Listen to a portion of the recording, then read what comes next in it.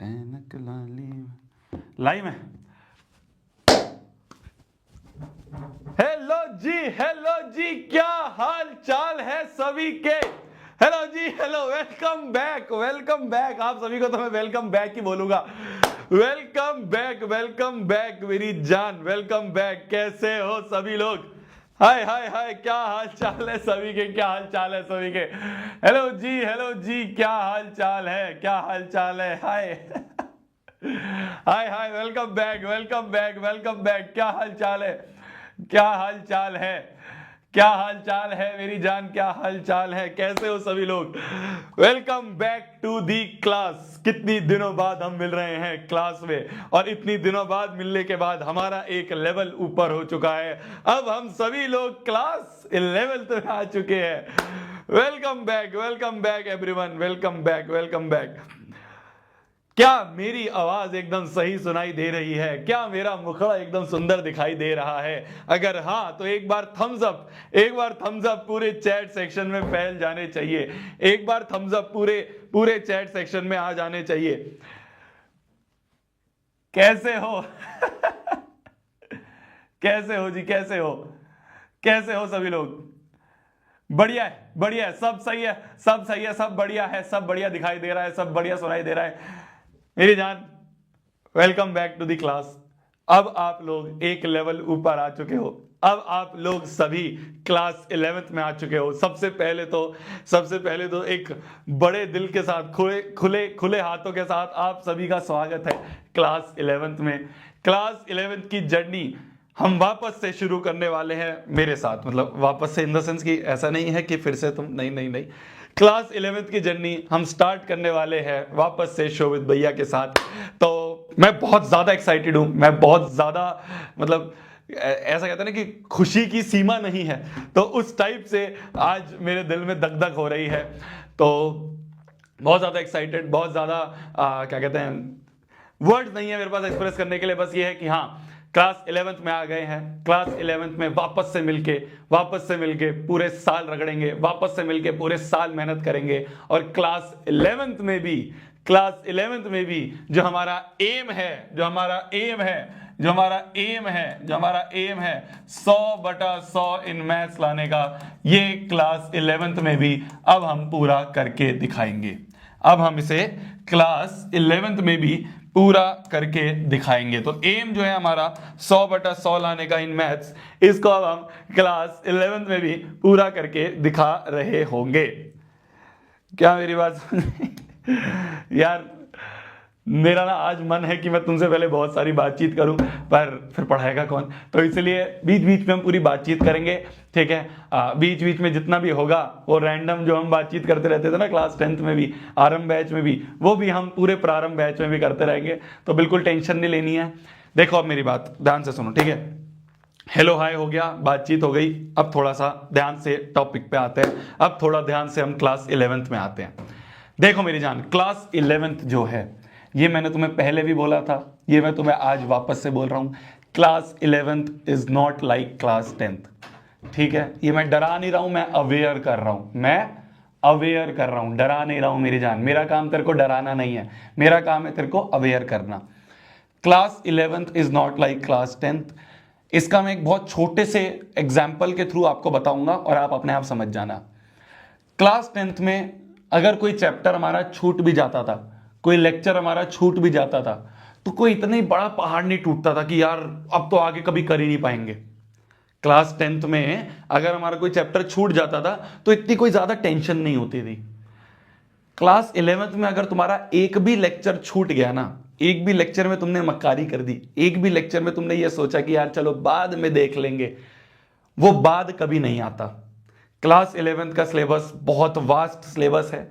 Class 11th का syllabus बहुत बड़ा सिलेबस है। क्लास 11th का सिलेबस रिलेटिवली टफ सिलेबस भी है, ठीक है। मैं तुम्हें शुरू में ज्यादा शुगर कोटिंग करके और ये नहीं बताऊंगा बहुत आसान है, ये नहीं, टफ है, ठीक है, टफ है।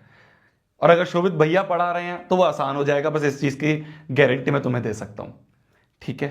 क्लास 11th का सिलेबस टफ है, थोड़ा बड़ा है, थोड़ा सा वास्ट सिलेबस है, बट इस चीज की टेंशन नहीं लेनी है कि समझ में नहीं आएगा। सब समझ में आएगा, बहुत अच्छे से समझ में आएगा, बहुत प्यार प्यार से समझ में आएगा। मैं हूं, मेरे साथ आपके कुलदीप सर हैं, हम दोनों ही मिला के आपको क्लास 11th में बहुत बेहतरीन तरीके से सारा सिलेबस करवा देंगे। शर्त क्या रहेगी?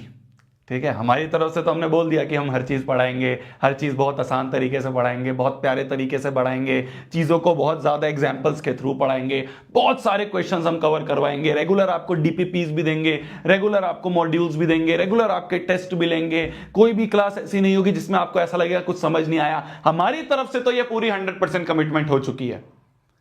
शर्त है तुम्हारी तरफ से हमें 110% चाहिए। ये कैसे चाहिए? सिर्फ एक तरीका है, सिर्फ एक जरिया है जिससे तुम 110% दे सकते हो, वो है रोज क्लास में आना है।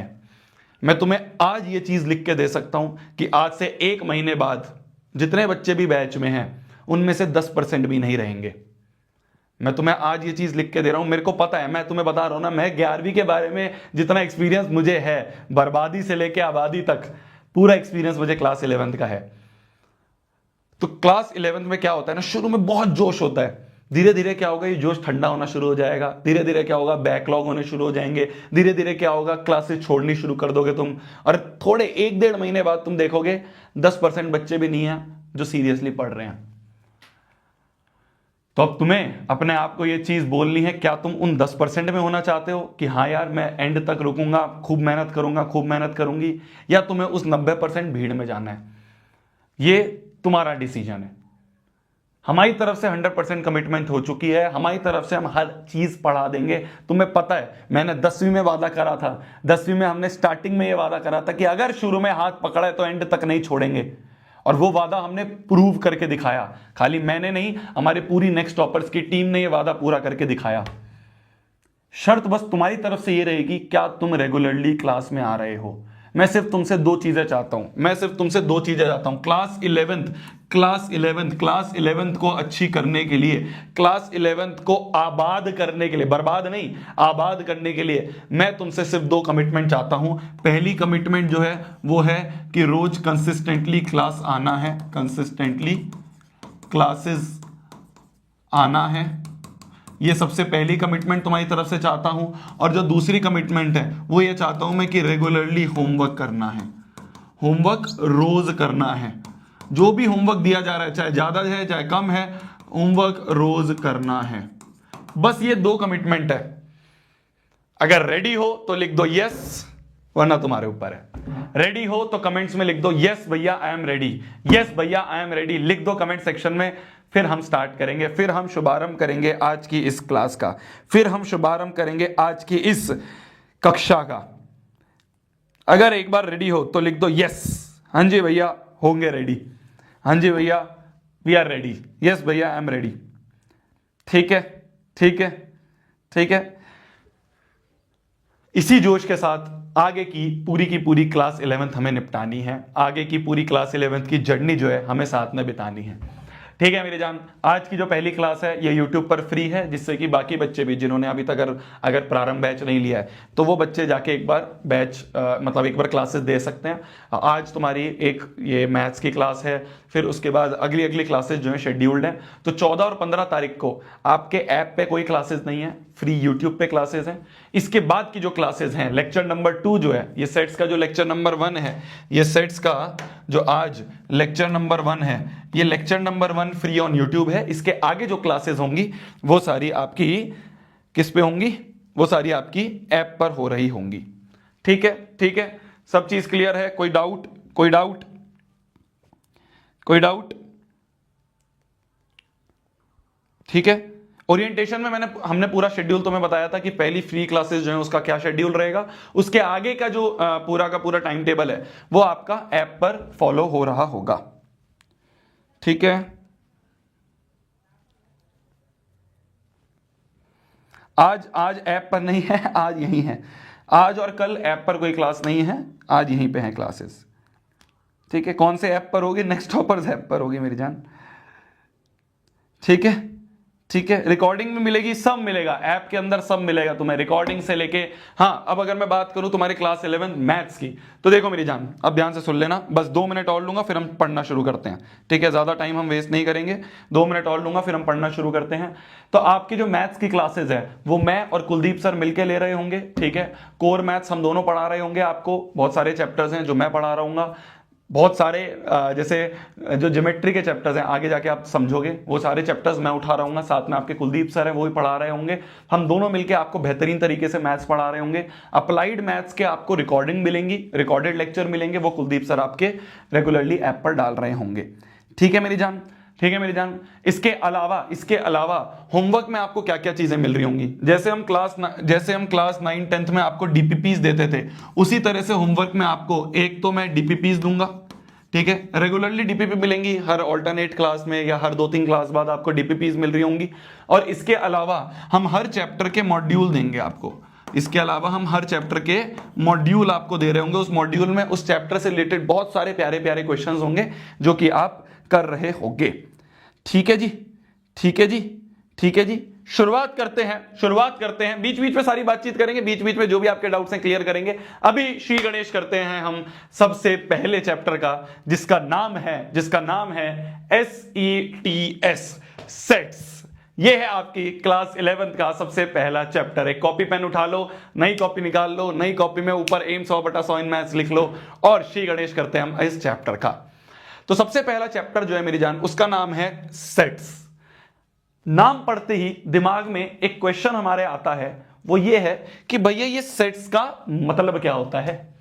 हमने बहुत जगह पढ़ लिया है ना, क्लास 11th में जैसे ही हम एंटर करते हमने नई एनसीईआरटी उठाई, नई एनसीईआरटी उठाती सबसे पहला चैप्टर देखा सेट्स देखते ही हमारे दिमाग में आया कि भैया ये सेट्स का मतलब क्या होता है, ये सेट का मतलब क्या होता है, ये सबसे पहला क्वेश्चन हमारे दिमाग में आया। तो सबसे पहले तो मैं आपको सेट का मतलब बता देता हूं। देखो, set is a collection of, क्या है सेट, ये एक कलेक्शन है। क्या है ये? एक कलेक्शन है। जैसे तुम्हारे पास कुछ बच्चों को होता है कार्ड्स की कलेक्शन, है ना, तो तुमने कार्ड्स बना के रख रखे होंगे, उसको रबर बैंड से रख रखे होंगे, होते हैं ना, पत्ते जुआरी तो हुई तुम। तो कुछ बच्चों को होते हैं कार्ड्स की कलेक्शन, तो कार्ड्स की कलेक्शन रखते हैं। उस कलेक्शन को कैसे बांध के रखते हैं? वो एक रबड़ बैंड में बांध के रखते हैं, है ना। कुछ बच्चों को होता है भाई अलग अलग करेंसी की कलेक्शन रखते हैं, तो वो एक डब्बे में बांध के रखते हैं। तो इसी तरह से सेट्स जो है वो एक कलेक्शन है, और कलेक्शन को हम कुछ इस तरह से कर्ली ब्रैकेट्स के अंदर बांध के रखेंगे। क्या बोला मैंने? ध्यान से सुनना मेरी जान। अभी कुछ मत लिखो, अभी सारा फोकस यहां पे है कमांडोस, ठीक है, सारा फोकस यहां पे। जैसे कार्ड्स की जो कलेक्शन होती है उसको रबड़ बैंड में बांध के रखते हैं, है ना। करेंसी की कलेक्शन होती है उसको एक डब्बे में बांध के रखते हैं। तो इसी तरह से मैथमेटिक्स में जो कलेक्शन होती है, मैथमेटिक्स में जो कलेक्शन होती है उसको ऐसे कर्ली ब्रैकेट्स के अंदर रखते हैं। तो मेरी जान, जो सेट है, सेट जो है वो कलेक्शन है। किस चीज की कलेक्शन है? किस चीज की कलेक्शन है? वेल डिफाइंड और डिस्टिंक्ट ऑब्जेक्ट्स की। क्या? वेल डिफाइंड डिस्टिंक्ट ऑब्जेक्ट्स की कलेक्शन है। भैया कुछ समझ नहीं आ रहा, क्या बोल रहे हो? चिल ब्रो, शोभित भैया हैं, समझाएंगे सब चीज। मैंने क्या बोला? मैंने बोला कि ये जो सेट होता है ये एक कलेक्शन है, ये एक कलेक्शन है। पर किस चीज की कलेक्शन है? इसके अंदर क्या चीज लिखोगे, इसके अंदर क्या चीज रखोगे? तो ये कलेक्शन है वेल डिफाइंड डिस्टिंक्ट ऑब्जेक्ट्स की। डिस्टिंक्ट का मतलब होता है अलग अलग, डिस्टिंक्ट का मतलब होता है अलग अलग। जैसे कि इस कलेक्शन के अंदर मैंने वेल डिफाइंड डिस्टिंक्ट ऑब्जेक्ट रख दिए कुछ इस तरह से रख दिया। जैसे मान लो 1 2 3 4 5। तो ये जो पूरी कलेक्शन बनी, इस कलेक्शन को ही कहा जाता है सेट। इस कलेक्शन को ही कहा जाता है सेट। मैं फिर से बताता हूं, ध्यान से सुनना, बहुत आसान है। सेट का मतलब क्या होता है? सेट का मतलब होता है एक कलेक्शन। किस चीज की collection? Well defined distinct objects. यहां पे डिस्टिंक्ट होना जरूरी है। क्या ये एक सेट होगा? 1 1 2 3 4, क्या ये एक सेट होगा? ना ना ना, डिस्टिंक्ट होना जरूरी है। डिस्टिंक्ट का मतलब होता है अलग अलग, कोई भी चीज सेम रिपीट नहीं होनी चाहिए। इसके अंदर जो ये ऑब्जेक्ट्स हैं, इनको अंदर वाली चीजें जो है ना, ये जो अंदर चीजें लिखी है, इन अंदर वाली चीजों को ऑब्जेक्ट्स कह देते हैं, या फिर कुछ लोग इसको एलिमेंट्स भी कह देते हैं। तो बोला ये जा रहा है कि एक कलेक्शन है वेल डिफाइंड डिस्टिंक्ट ऑब्जेक्ट्स की। पर यहां पे तो डिस्टिंक्ट नहीं है, ये तो सेम ऑब्जेक्ट रिपीट हो गए, 1 और 1 2 बार आ गए, तो इसे हम सेट नहीं कहेंगे। तो set is a collection of, क्या है ये एक कलेक्शन है। किस चीज की कलेक्शन है? वेल डिफाइंड डिस्टिंक्ट ऑब्जेक्ट्स की। तो तुमने कहा कि भैया डिस्टिंक्ट का मतलब तो समझ में आ गया कि सेम चीजें नहीं होनी चाहिए। भैया वेल डिफाइंड मतलब जिस एलिमेंट को हमने डिफाइन कर रखा है। जैसे अभी आगे एग्जांपल्स दूंगा तो समझ में आएगा। 1 जो है ये डिफाइंड है। 1 को इंडिया में भी 1 कहते हैं, चाइना में भी 1 कहते हैं, ऑस्ट्रेलिया में भी 1 कहते हैं, जापान में भी 1 कहते हैं, लॉस एंजलिस में भी 1 कहते हैं। तो ये जितनी भी जगह हैं, चाहे कोई बच्चा मून पे चले जाए, मून पे जाने के बाद किसी को ऐसे दिखाओ, तो इसका मतलब क्या होगा? 1 होगा, मतलब ये वेल डिफाइंड है। तो सेट का मतलब कुछ नहीं है, सेट का मतलब है collection of well defined distinct objects. जैसे कि एक और एग्जांपल मैं तुम्हारे सामने लेके बताऊं, कि मान लो एक सेट है जिसके अंदर लिख दिया दिगराज, शोभित, प्रशांत। तो ये क्या हो गया? ये एक कलेक्शन है। कलेक्शन क्यों है? क्योंकि कर्ली ब्रैकेट्स के अंदर है, कर्ली ब्रैकेट्स के अंदर है तो कलेक्शन है, कर्ली ब्रैकेट्स के अंदर है तो कलेक्शन है। तो ये कलेक्शन है well defined. Digraj God of SST, Shobhit Prashant God of science. तो ये क्या है? ये वेल डिफाइंड है ना? तो ये क्या है? ये एक कलेक्शन है वेल डिफाइंड डिस्टिंक्ट ऑब्जेक्ट की। तीनों अलग अलग हैं, ठीक है? तो ये भी एक सेट हो जाएगा, ठीक है? जैसे एक और एग्जांपल मैं आपको दूं, एक्स वाई जेड। तो ये क्या है? वेल डिफाइंड है, डिस्टिंक्ट ऑब्जेक्ट्स हैं। ये क्या है? वेल डिफाइंड है और डिस्टिंक्ट ऑब्जेक्ट है, ठीक है मेरी जान। तो ये होता है सेट का मतलब। तो सेट का मतलब कुछ नहीं है, ये एक कलेक्शन है वेल डिफाइंड और डिस्टिंक्ट ऑब्जेक्ट्स की, की कलेक्शन है। अब देखो इसके अंदर ये जो सीक्वेंस है, ये कैसा भी हो सकता है। मतलब अंदर की जो पोजीशन है वो चेंज भी हो सकती है, उससे कुछ फर्क नहीं पड़ेगा। क्या बोला मैंने कि अगर एक सेट है एक्स वाई जेड और एक सेट है एक्स जेड वाई, तो ये दोनों सेट जो हैं, ये दोनों के दोनों सेम सेट हैं। अंदर की पोजीशन डजंट मैटर। क्या बोला मैंने? एलिमेंट्स की पोजीशन जो है, एलिमेंट्स की पोजीशनिंग जो है, इट डजंट मैटर। इसकी जो पोजीशनिंग है वो मैटर नहीं करती। एलिमेंट्स की जो पोजीशनिंग है वो मैटर नहीं करती। एक्स वाई जेड लिख लो, जेड एक्स वाई लिख लो, एक्स जेड वाई लिख लो, सारे के सारे सेम सेट्स हैं। इसको आगे पीछे अंदर के एलिमेंट्स को आप लिख सकते हो। तो ये एक कुछ काम की बात करके आप लिख सकते हैं, ठीक है? क्या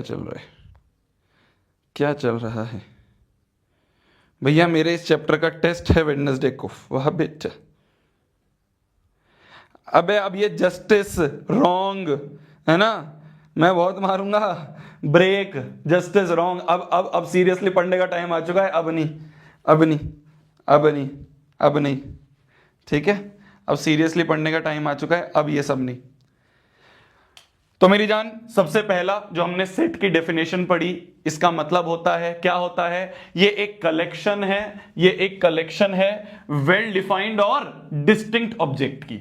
ये हमें डेफिनेशन क्लियर रहनी चाहिए। ठीक है, अंदर की जो पोजीशनिंग है वो मैटर नहीं करती।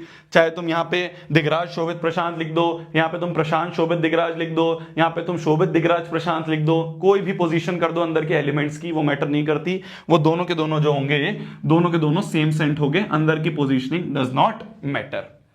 ठीक है जी, ठीक है जी। चलिए अब हमें ये बताना है कि इन सब में से कौन से सेट्स हैं जस्टिफाई और आंसर।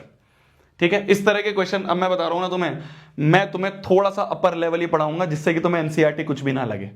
ठीक है, मैं तुम्हें थोड़ा अपर लेवल ही पढ़ाऊंगा जिससे कि तुम्हें एनसीईआरटी कुछ भी नहीं लगेगी। ये एनसीईआरटी का सवाल है, तुम इसको बिना पेन उठाए भी कर सकते हो।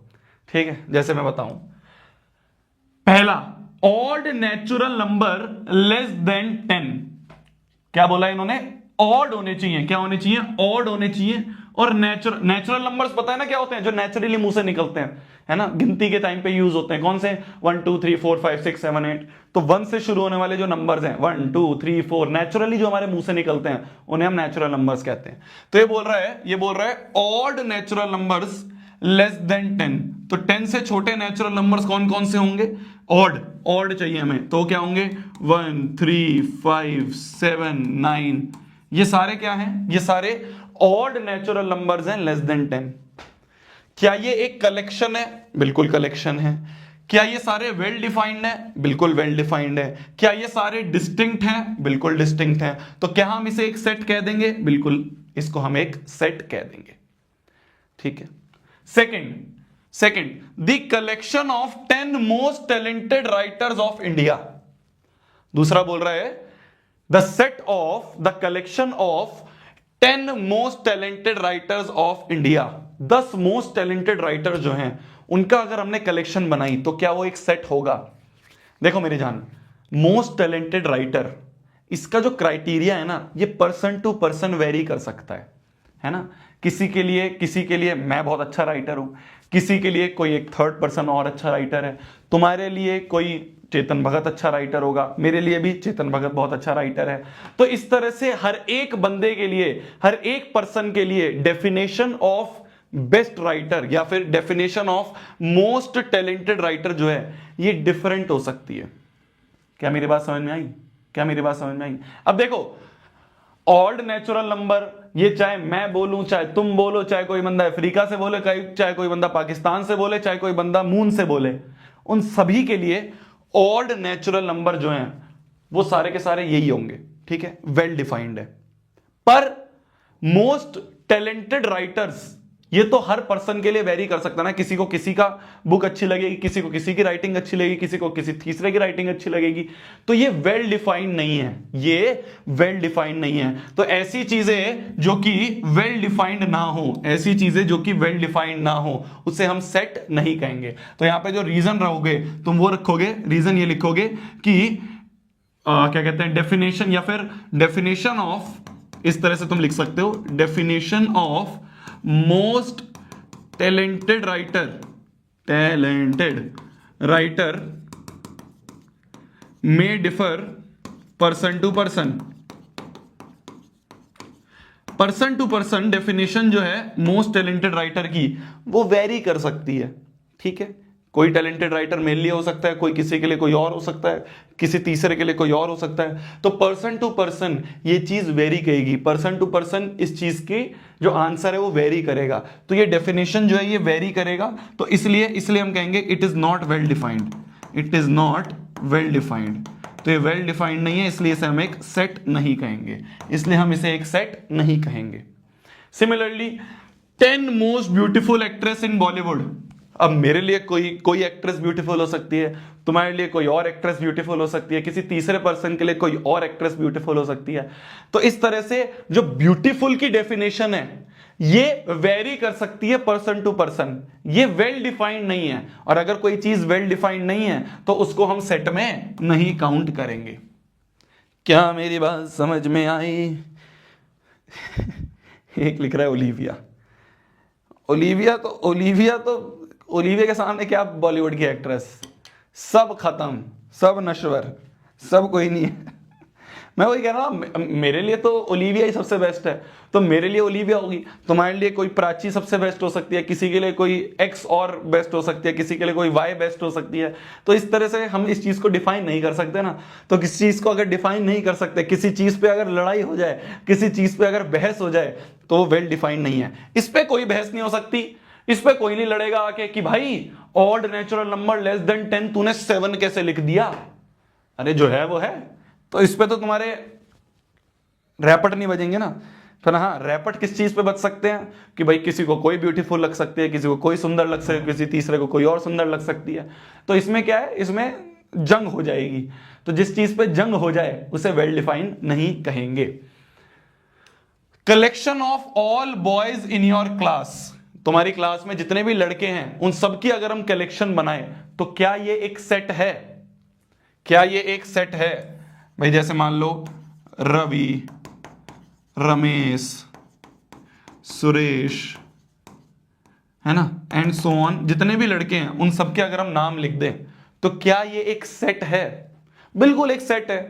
भाई ये एक कलेक्शन है, बिल्कुल है। सेट की डेफिनेशन क्या होती है? सेट की डेफिनेशन होती है एक collection of well defined distinct objects.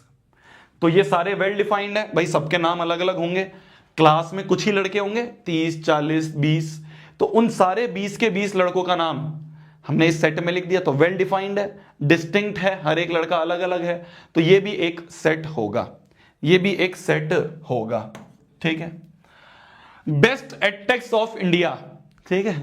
अब मैं फिर बोल रहा हूं ना, ये क्या है, ये थोड़ा सा लड़ाई वाली चीजें हैं, है। अब इसका आंसर तुम्हें पता है कि नेक्स्ट टॉपर्स है, बट फिर भी क्या पता कोई कॉम्पिटिटर ही वीडियो देख रहा हो, क्या पता कोई कॉम्पिटिटर ही बैठ के देख रहा हो कि चलो देखे शोभित भैया क्या पढ़ा रहे हैं, शोभित क्या पढ़ा रहा है आज, तो उसको तो अपनी कंपनी अच्छी लगेगी ना।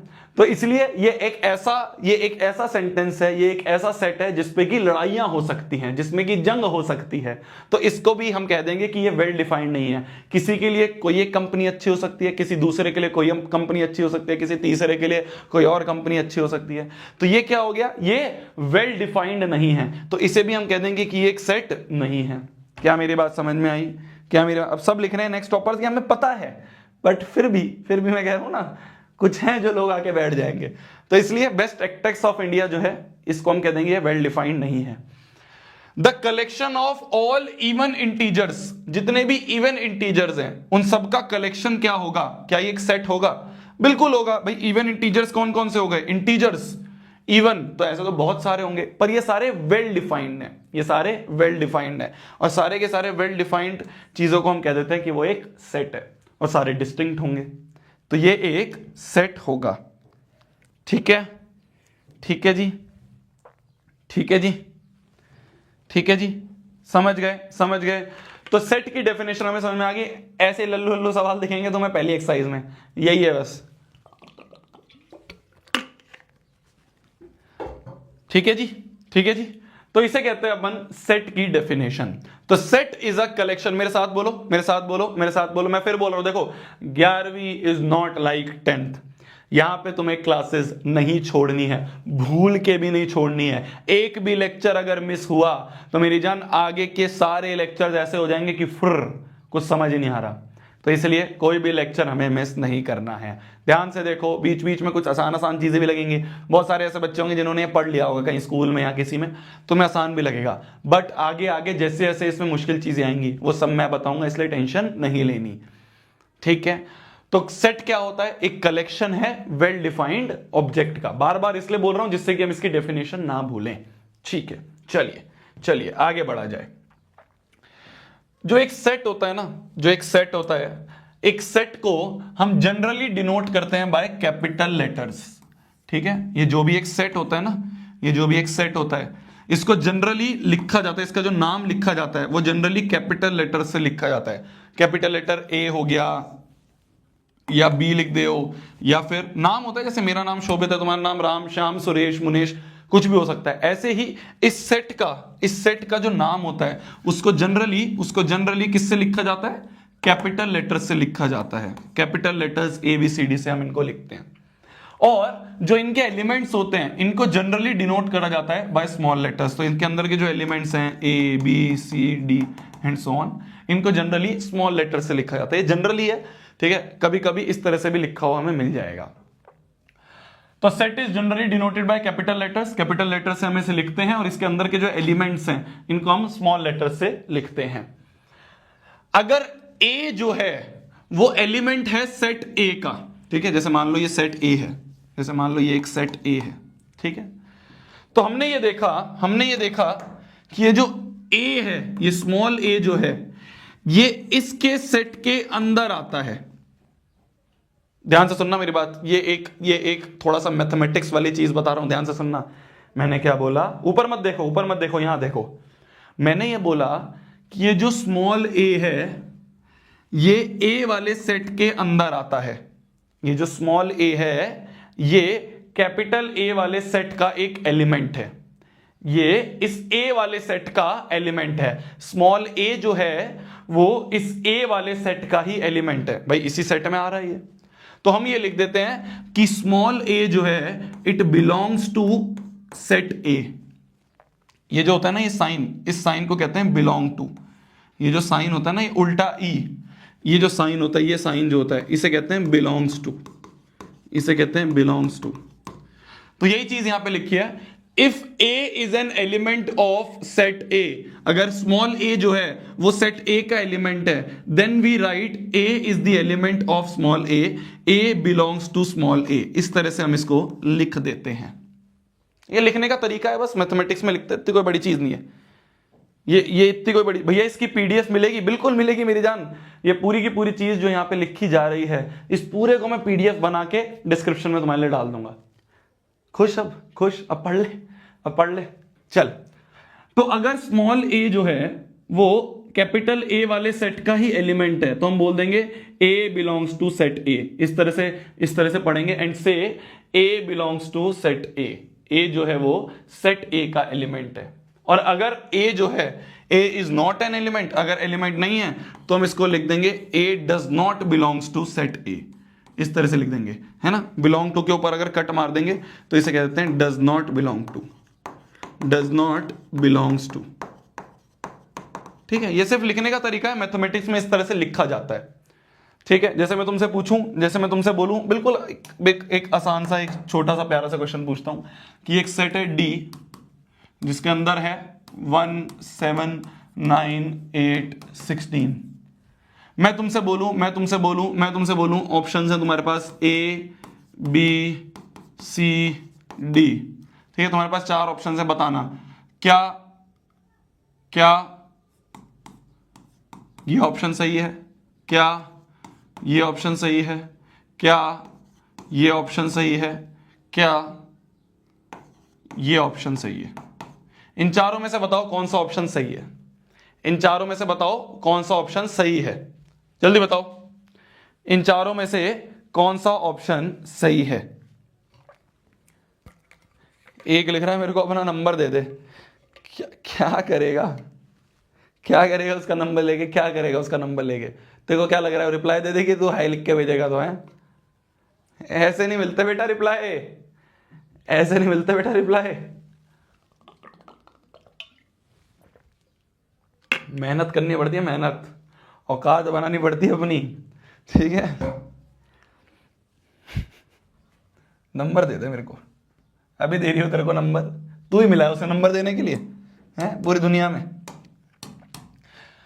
तो एक सेट डी है जिसके अंदर एलिमेंट्स हैं 1 7 9 8 और 16। हमसे पूछा गया कुछ ऑप्शंस, तो बताओ क्या आंसर है। इसका मतलब क्या होता है, सबको पता है, इसका मतलब होता है बिलोंग टू, और इसका मतलब होता है does not belong to. 17 belongs to set D. क्या सेट डी के अंदर 17 आ रहा है? नहीं आ रहा, तो ये गलत है। 16 बिलोंग्स टू सेट डी। क्या सेट डी के अंदर 16 आ रहा है? बिल्कुल आ रहा है, तो ये ऑप्शन सही हो गया। 3 बिलोंग्स टू सेट डी। क्या इसके अंदर 3 आ रहा है? नहीं आ रहा है सेट डी के अंदर, तो ये भी गलत हो गया। 8 does not belongs to set D. 8 आ रहा है क्या इसके अंदर? 8 तो आ रहा है, पर ये बोल रहा है डज नॉट बिलोंग, तो ये भी गलत ऑप्शन हो गया। तो option B is the correct option, option B is the correct option. ठीक है जी, option B is the correct option. तो ये जस्ट एक सिंबल है जो कि हमारे मैथमेटिक्स में यूज होता है। ठीक है, ऐसे ही बहुत सारे सिंबल्स हैं, ऐसे ही बहुत सारे सिंबल्स हैं, उन सिंबल्स को मैं आपको लिखवा देता हूं, है ना। हैशटैग कुछ काम की बात करके लिख लो, हैशटैग कुछ काम की बात करके लिख लो। जैसे ये तो मैंने आपको बता ही दिया, इसका मतलब क्या होता है, इसका मतलब होता है बिलोंग्स टू, इसका मतलब होता है does not belongs to, does not belongs to, है ना। जो ये उल्टा ए होता है ना, उल्टा ए, इस तरह से उल्टा ए लिखा हुआ कहीं जगह दिखेगा तुम्हें, इसका मतलब होता है फॉर ऑल, इसका मतलब होता है फॉर ऑल। अभी एक बार लिख लो, जब आगे हम इनको यूज करेंगे ना, जब तुम्हें समझ में आएगा। तो उल्टा ए जो होता है इसका मतलब होता है फॉर ऑल।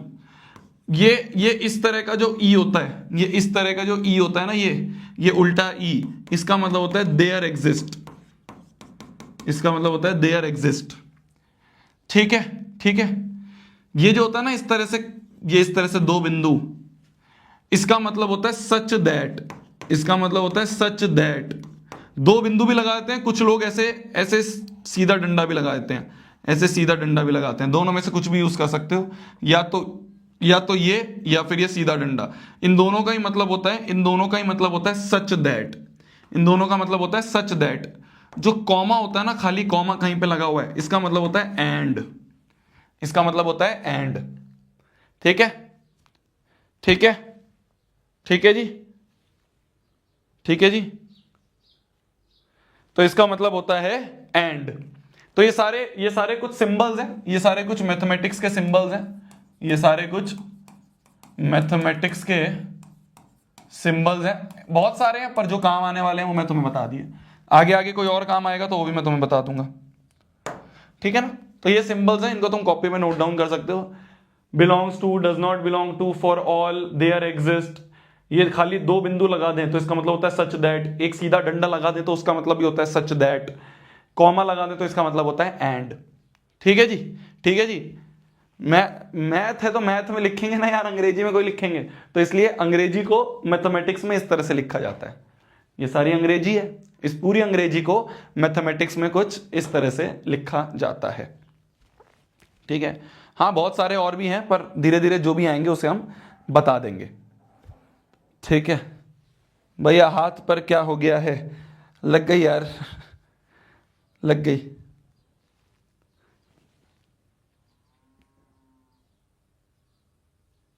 ठीक है, ठीक है जी, आगे बढ़ते हैं, आगे बढ़ते हैं। अब आता है अपना अगला टॉपिक, जिसे कहते हैं अपन रिप्रेजेंटेशन ऑफ अ सेट। एक सेट को किस तरह से रिप्रेजेंट करते हैं। सेट को रिप्रेजेंट करने के मेरी जान तीन तरीके हैं, ध्यान से सुनना मेरी जान, ध्यान से सुनना, ध्यान से सुनना। एक सेट को रिप्रेजेंट करने के हमारे पास तीन तरीके होते हैं। एक सेट को रिप्रेजेंट करने के हमारे पास तीन तरीके होते हैं। सबसे पहला तरीका जो है उसका नाम होता है रोस्टर फॉर्म, या फिर उसको कुछ लोग टेब्यूलर फॉर्म भी कहते हैं, उसको लोग टेब्यूलर फॉर्म भी कहते हैं। तो एक तरीका होता है रोस्टर फॉर्म या फिर टेब्यूलर फॉर्म। जो अभी तक हम पढ़ते हुए आ रहे हैं उसे टेब्यूलर फॉर्म ही कहते हैं। जैसे कि एक सेट के मान लो एलिमेंट्स हैं 1 2 3 4। क्या बोला मैंने, एक सेट के एलिमेंट हैं 1 2 3 4। तो अगर हमें इन्हें टेब्यूलर फॉर्म में लिखना है या फिर रोस्टर फॉर्म में लिखना है, तो सबसे पहले तो हर एक को कॉमा से सेपरेट कर दो और आगे पीछे कर्ली ब्रैकेट्स लगा दो। तो ये जो अभी तक हम पढ़ते हुए आ रहे थे उसका नाम जो था, उसका नाम ही था टेब्यूलर या फिर रोस्टर फॉर्म। ठीक है, तो मान लो कोई एक सेट ए है, कोई एक सेट ए है जिसके अंदर के एलिमेंट्स है 1 2 3 4, तो उसको रोस्टर या फिर टेब्यूलर फॉर्म में हम इस तरह से लिखेंगे। तो ये होता है सबसे पहला तरीका एक सेट को रिप्रेजेंट करने का। ठीक है, जो अभी तक हम करते आ रहे हैं इसी तरह से कर रहे हैं, तो यही होता है रोस्टर या फिर टेब्यूलर फॉर्म। दूसरा तरीका जो है सेट को रिप्रेजेंट करने का, दूसरा तरीका जो है सेट को रिप्रेजेंट करने का, उसे कहते हैं सेट बिल्डर फॉर्म, या फिर कुछ लोग उसको प्रॉपर्टी फॉर्म भी कहते हैं। और तीसरा तरीका जो है वो है विजुअल रिप्रेजेंटेशन। विजुअल रिप्रेजेंटेशन, जो तीसरा तरीका है उसे कहते हैं विजुअल रिप्रेजेंटेशन। विजुअल रिप्रेजेंटेशन बहुत आसान है। जैसे एक ऐसे सर्कल सा बना दिया और इसके अंदर सारे एलिमेंट्स लिख दिए 1 2 3 4, ठीक है, और यहां पे लिख दिया कि ये जो सेट है इसका नाम है ए, कहीं पे भी लिख दो इस तरह से कि ये सेट है ए। तो विजुअल रिप्रेजेंटेशन तो लिखना बहुत आसान है, विजुअल रिप्रेजेंटेशन लिखना तो बहुत आसान है। एक ऐसे ओवल या सर्कल सा बना दो, उसके अंदर सारे एलिमेंट्स लिख दो, इससे कहते हैं ये सारे एलिमेंट्स जो हैं ये सेट ए के एलिमेंट है। तो ये कलेक्शन बना दी विजुअली, अगर किसी चीज को समझाना है तो ये 1 2 3 4 का एक कलेक्शन है और इस कलेक्शन का नाम हमने दे दिया ए। तो ये हो गया visual representation of this set. ये एक ही सेट है, इसी सेट को हम तीनों तरीके से लिख के मैं तुम्हें बताऊंगा। टेब्यूलर फॉर्म या फिर रोस्टर फॉर्म में मैंने इस तरह से लिख दिया, कर्ली ब्रैकेट्स कॉमा लगा के इस तरह से लिख देते हैं। विजुअल रिप्रेजेंटेशन में उसी सेट को, उसी सेम सेट ए को हम इस तरह से लिख सकते हैं। जो सबसे इंपॉर्टेंट फॉर्म होती है, जो कि सीबीएसई हो जाए, जेई हो जाए या कोई भी एग्जाम हो जाए, उन सारे एग्जाम्स में जो सबसे फेवरेट फॉर्म है टीचर्स की पूछने की, उसे कहते हैं सेट बिल्डर या फिर प्रॉपर्टी फॉर्म। ये ध्यान से देखना, ये ध्यान से देखना, ठीक है, ये ध्यान से देखना, ये ध्यान से देखना, ठीक है, ठीक है। तो ये जो दूसरी फॉर्म है ना, सेट बिल्डर फॉर्म या फिर प्रॉपर्टी फॉर्म, ये सबसे ज्यादा इंपॉर्टेंट फॉर्म है और ये सबसे ज्यादा फेवरेट फॉर्म है जो कि एग्जामिनेशन में पूछी जाती है। इसको ध्यान से देखना। तो ये हमारा सेट है, हमारा सेट है 1 2 3 4, ध्यान से देखना, बहुत ध्यान से। ये हमारा सेट है 1 2, कमांडोज फोकस फोकस। तो हमारा एक सेट है 1 2 3 4, ठीक है, ये हमारा एक सेट है 1 2 3 4। इसका विजुअल रिप्रेजेंटेशन तो हमें समझ में आ गया। अब इसे हमें लिखना है सेट बिल्डर फॉर्म या फिर प्रॉपर्टी फॉर्म में। प्रॉपर्टी फॉर्म, प्रॉपर्टी मतलब हमें इनको डिफाइन करना पड़ेगा। प्रॉपर्टी मतलब इन सबका ऐसी क्या प्रॉपर्टी है उसको हमें डिफाइन करना पड़ेगा। जैसे मैं तुम्हें लिख के बताता हूं, तुम समझ जाओगे। देखो, मैंने बोला ये जो सेट है सेट ए, ये जो सेट है सेट ए जिसके अंदर 1 2 3 4 है, ये जो सेट है सेट ए, ये एक कलेक्शन है उन सारे एक्स की, उन सारे एक्स की। ये क्या है? ये जो सेट ए है ये कलेक्शन है। कलेक्शन के लिए बना दिया मैंने, कलेक्शन के लिए मैंने कर्ली ब्रैकेट्स बना दिए। तो ये जो सेट ए है, ध्यान से सुनना, ये जो सेट ए है ये एक कलेक्शन है उन सारे एक्स की, all those x such that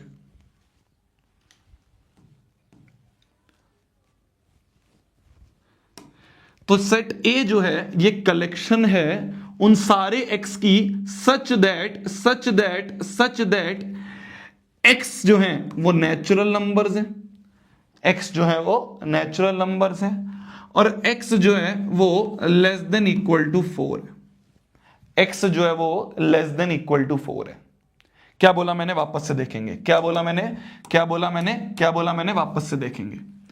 ये जो सेट ए है, ये जो सेट ए है, ये जो सेट ए है, ये जो सेट ए है, ये क्या बन गया इसके आगे? ये जो हमारा सेट ए है, ये जो हमारा सेट ए है, ये जो हमारा सेट ए है, ये कलेक्शन है। किस चीज की कलेक्शन है? किस चीज की कलेक्शन है?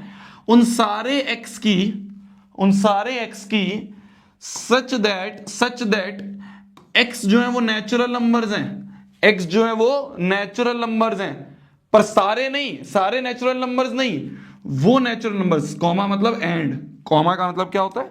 कॉमा का मतलब होता है एंड। तो ए जो है, जो सेट ए है, ये कलेक्शन है, ये कलेक्शन है ऑल दोज एक्स की, उन सारे एक्स की, उन सारे एक्स की। कौन से एक्स की? Such that x belongs to natural number. X जो है नेचुरल नंबर है, एक्स जो है नेचुरल नंबर है, पर सारे नेचुरल नंबर नहीं है। कहां तक है? सिर्फ 4 तक है। तो x is less than equal to 4। क्या मैंने इस पूरे के पूरे सेट को प्रॉपर्टी फॉर्म में लिख दिया? समझ पाए? समझ पाए? समझ पाए? समझ पाए? समझ पाए? समझ पाए? समझ पाए? क्या मैंने इस रोस्टर फॉर्म को, ये ROSTER होता है, ROAS नहीं होता है, ठीक है ना? ठीक है ना? ये तो मैंने तुम्हें मजे में बताने के लिए कर दिया। ये ROS होता है, रोस्टर फॉर्म। R होता है, ये वो वाला रोस्ट नहीं है, ठीक है? तो हमने इस सेट ए को, ये जो सेट ए रोस्टर फॉर्म या फिर टेबुलर फॉर्म में लिखा हुआ था, इस सेट ए को हमने क्या प्रॉपर्टी फॉर्म में लिख दिया।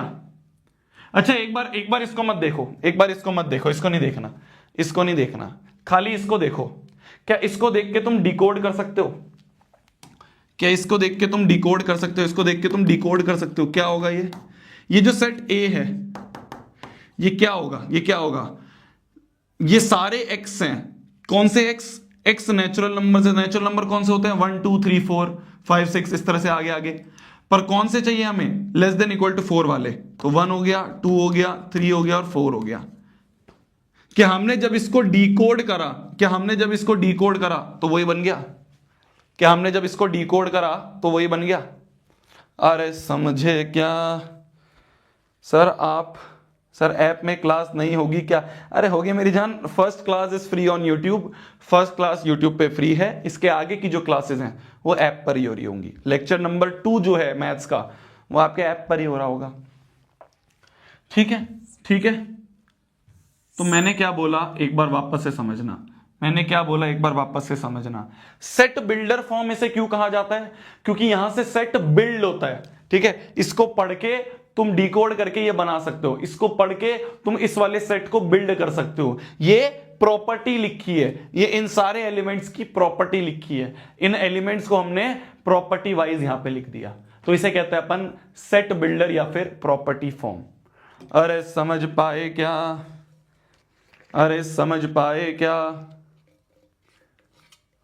भैया ऐप नहीं चल रहा, कल चल जाएगा। वो कुछ कर रहे होंगे उसमें, ऐप वाले लगे रहते हैं, है ना। जैसे ही तुम्हारी क्लास, जिस दिन से तुम्हारी ऐप पे क्लास है वो स्मूथ जाए, तो उसलिए वो उस चीज को पीछे से कॉन्फ़िगर कर रहे होते हैं। हो जाएगा सही, कोई दिक्कत नहीं। आज यहाँ पे क्लास है, तुम टेंशन क्यों ले रहे हो? समझ गए। तो ये होती है हमारी 3 रिप्रेजेंटेशन ऑफ सेट। सबसे पहला, सबसे कॉमन रिप्रेजेंटेशन जिसे कहते हैं रोस्टर या फिर टेबुलर फॉर्म, वो ये वाली फॉर्म हो गई। दूसरी रिप्रेजेंटेशन जो कि काफी ज्यादा इंपॉर्टेंट है और काफी ज्यादा टीचर्स को अच्छी लगती है, वो है सेट बिल्डर फॉर्म या फिर प्रॉपर्टी फॉर्म। हमने क्या करा? हमने यहां पे इसी चीज को मैथमेटिक्स में प्रॉपर्टी वाइज लिख दिया, तो ये हमने यहां पे लिख दिया, इसे कहते हैं अपन प्रॉपर्टी फॉर्म। एक बार वापस से बता देता हूं, ये सेट ए जो है ये कलेक्शन है ऑल दोज एक्स की, उन सारे एक्स की, such that x belong to natural number और x is less than equal to 4। ये नेचुरल नंबर है, लेस देन इक्वल टू 4 है। 4 से छोटे नेचुरल नंबर 1 2 3 4 ही होंगे। 4 से छोटे नेचुरल नंबर्स क्या होंगे? 4, या फिर 4 से छोटे नेचुरल नंबर क्या होंगे? 1 2 3 4 होंगे। तो ये जो है, इसको डिकोड करेंगे तो यही बन जाएगा। इसे कहते हैं अपन सेट बिल्डर या फिर प्रॉपर्टी फॉर्म। और तीसरा है विजुअल रिप्रेजेंटेशन। ये तो बहुत आसान है। तीसरा है विजुअल रिप्रेजेंटेशन, ये तो बहुत आसान है। हाँ, अब ये जो प्रॉपर्टीज हैं, ये कुछ बच्चे ऐसे भी लिख सकते हैं। कुछ बच्चे के दिमाग में आएगा, भैया आपने लेस देन इक्वल टू 4 क्यों लिखा? आप इसको भैया ऐसे भी तो लिख सकते थे कि x लेस देन 5 से छोटे, 5 को इंक्लूड नहीं करा। अगर इक्वल टू का साइन होता तो 5 को भी इंक्लूड करते। 5 से छोटे, तो हाँ ये भी बिल्कुल सही है। इस तरह से भी लिख सकते हैं। कोई बच्चा ये कहेगा भैया और अच्छे से डिफाइन करने के लिए ऐसे भी तो लिख सकते हैं कि 1 से बड़ा और 4 से छोटा या फिर 4 से बराबर। मैंने कहा हाँ, ऐसे भी लिख सकते हैं। तो ये तो तरीका है चीजों को डिफाइन करने का, प्रॉपर्टी लिखने का। तो किसी भी तरीके से लिखो, कोई दिक्कत नहीं है, ठीक है। पर वो प्रॉपर्ली डिफाइन होना चाहिए, वो तरीका जो है वो प्रॉपर्ली डिफाइन होना चाहिए। ठीक है जी, बहुत ही बढ़िया। जैसे मान लो ये एक तुम्हारे सामने क्वेश्चन है, ठीक है। इस क्वेश्चन को हमें रोस्टर फॉर्म में लिखना है, ठीक है। इस वाले को हमें रोस्टर फॉर्म में लिखना है। एक सेट है हमारे पास सेट ए, वो है ऑल दोज एक्स, वो सारे एक्स सच दैट, हमेशा जब भी पढ़ो उसको डिकोड करते हुए पढ़ो, है ना। तो सेट ए जो है वो कलेक्शन है किस चीज की कलेक्शन है? हमेशा मैं क्या बोल रहा हूं तुम्हें, देखो मेरी जान, मैं फिर से तुम्हें एक चीज रिमाइंड करवाना चाहता हूं, है ना। 10th में भी बहुत बार बोला था, वापस से यहां पे भी बोलता हूं, क्लास खत्म होने के बाद, आज तुम्हारी 2 क्लासेस होंगी, एक अभी होगी और एक शाम को होगी, है ना। क्लास खत्म होने के बाद जो भी पढ़ाया जा रहा है उसको अच्छे से रिवाइज करना, उन सारे क्वेश्चंस को अपने आप करके देखना। जैसे जैसे मैं बोल के पढ़ाता हूं ना, वैसे वैसे बोल के चीजों को रिवाइज करना। जितने बच्चों ने अनबर्बाद पढ़ी होगी उन्हें पता होगा किस तरह से रिवाइज करते हैं। मैं वही चीज को रिपीट कर रहा हूं।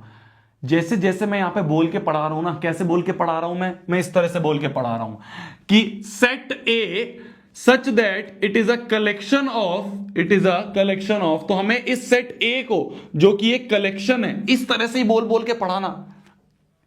एक सबसे अच्छा पढ़ने का तरीका यह होता है जब तुम अपने आप को पढ़ा रहे हो, है ना। दूसरों को पढ़ाने से चीजें अच्छे से समझ में आती है, तो क्यों ना जब तुम चीजों को रिवाइज कर रहे हो इस तरह से इमेजिन करो कि मैं तो भाई टीचर हूं और मैं टीचरों की तरह पढ़ा रहा हूं।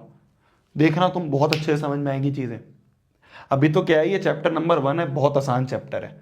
चैप्टर नंबर 1, चैप्टर नंबर 2, ये शुरू के जो 2-3 चैप्टर्स हैं मैथ्स के, बहुत आसान चैप्टर है। धीरे धीरे लेवल बढ़ेगा।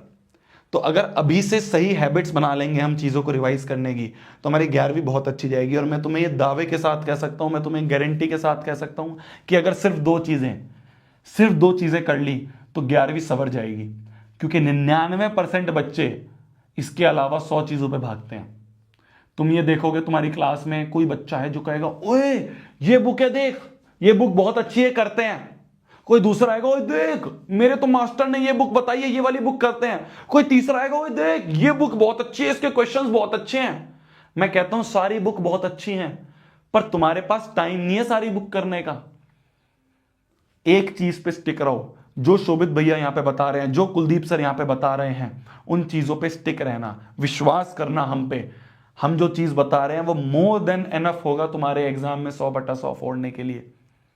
ठीक है, समझ में आ रही है मेरी बात। बस 2 चीजें, क्लास को रेगुलरली आना, उनको अच्छे से रिवाइज करना। जो भी क्लास के नोट्स हैं वो तुम्हें पीडीएफ में मिल जाया करेंगे हर क्लास के बाद। तो क्लास में रेगुलरली आना है, चीजों को अच्छे से रिवाइज करना है, पहली चीज। दूसरी चीज क्या होती है? दूसरी चीज कि जो भी होमवर्क दिए जा रहा है उसको रोज के रोज करना, बैकलॉग मत करना। अगर 11th में बैकलॉग करना शुरू कर दिया ना मेरी जान, मैं तुम्हें फिर बोल रहा हूं, ये एक बहुत बड़ा पहाड़ है जो तुम्हारे सामने आके खड़ा हो जाएगा और तुम्हें पता भी नहीं चलेगा तुम कब दब के मर जाओगे। मैं तुम्हें बिल्कुल ऑनेस्टली ये चीज समझा रहा हूं, ठीक है। मैं तुम्हें ऑनेस्टली बिल्कुल ये चीज समझा रहा हूं, क्या कि मेरी जान 11th को सीरियसली लेना है। यहां पे हंसी खेल जो है ठीक है होगी, हम भी मजाक करेंगे, हम भी पढ़ाते पढ़ाते थोड़ा बहुत मजाक करेंगे, बट वो थोड़ा कम होगा।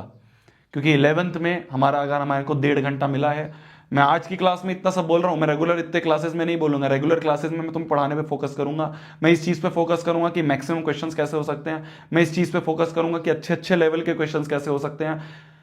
क्योंकि हमारे पास टाइम की कमी होगी।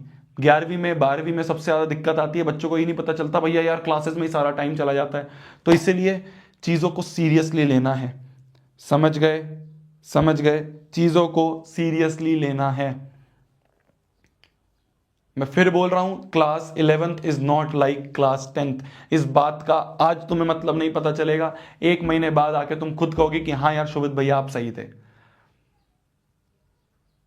तो भैया इसको सही कैसे करें? आप जो बोल रहे हो क्लास 11 जो है क्लास 10th की तरह नहीं है, तो इसको सही करने के लिए या फिर क्लास 11th को आसान बनाने के लिए या फिर क्लास 11th हमारी अच्छी चली जाए, इसके लिए क्या कर सकते हैं भैया? 2 चीजें, रोज क्लास में आना, चाहे मेरी क्लास हो गई, कुलदीप सर की क्लास हो गई, वो बहुत बेहतरीन टीचर है मेरी जान। तुम एक बार बस मेरे कहने से उनको अच्छे से, तुम जब वो क्लास में पढ़ा रहे होंगे उनको अच्छे से एक बार सुन के देखना, बहुत बेहतरीन टीचर है। नेक्स्ट टॉपर्स में जितने भी टीचर लाए हम, बहुत अमेजिंग टीचर्स लाए हैं, उन पे विश्वास करना। जितना विश्वास तुम हम पे करते हो, हम पे भी विश्वास कैसे बना है? जब तुम हमसे पढ़ रहे थे, हमसे एक बॉन्ड बना था, तो थोड़ा टाइम उन सारे टीचर्स को देना। शुरुआत में ही जज मत कर लेना। शुरू की 1-2 क्लास 3 क्लास तो मैंने देना, तुम खुद देखोगे कि हाँ यार ये टीचर भी बहुत अच्छा पढ़ा रहे हैं, इन टीचर से भी बहुत अच्छे समझ में आ रहा है। बस ये चीज दिमाग में रख के आगे पढ़ना है। बस 2 चीजें, क्लास रोज आनी है, क्लास को जो पढ़ाया जा रहा है वो रोज रिवाइज करना है, पहली चीज, और जो होमवर्क दिया जा रहा है उसे रोज करना है। बस ये 2 चीजें मेरी जान, इसके अलावा कुछ मत भागना। तुम 100 चीजों पे भागोगे, 100 बार गिरोगे और पीछे मुड़ के देखोगे बहुत सारा बैकलॉग बन गया। समझ गए?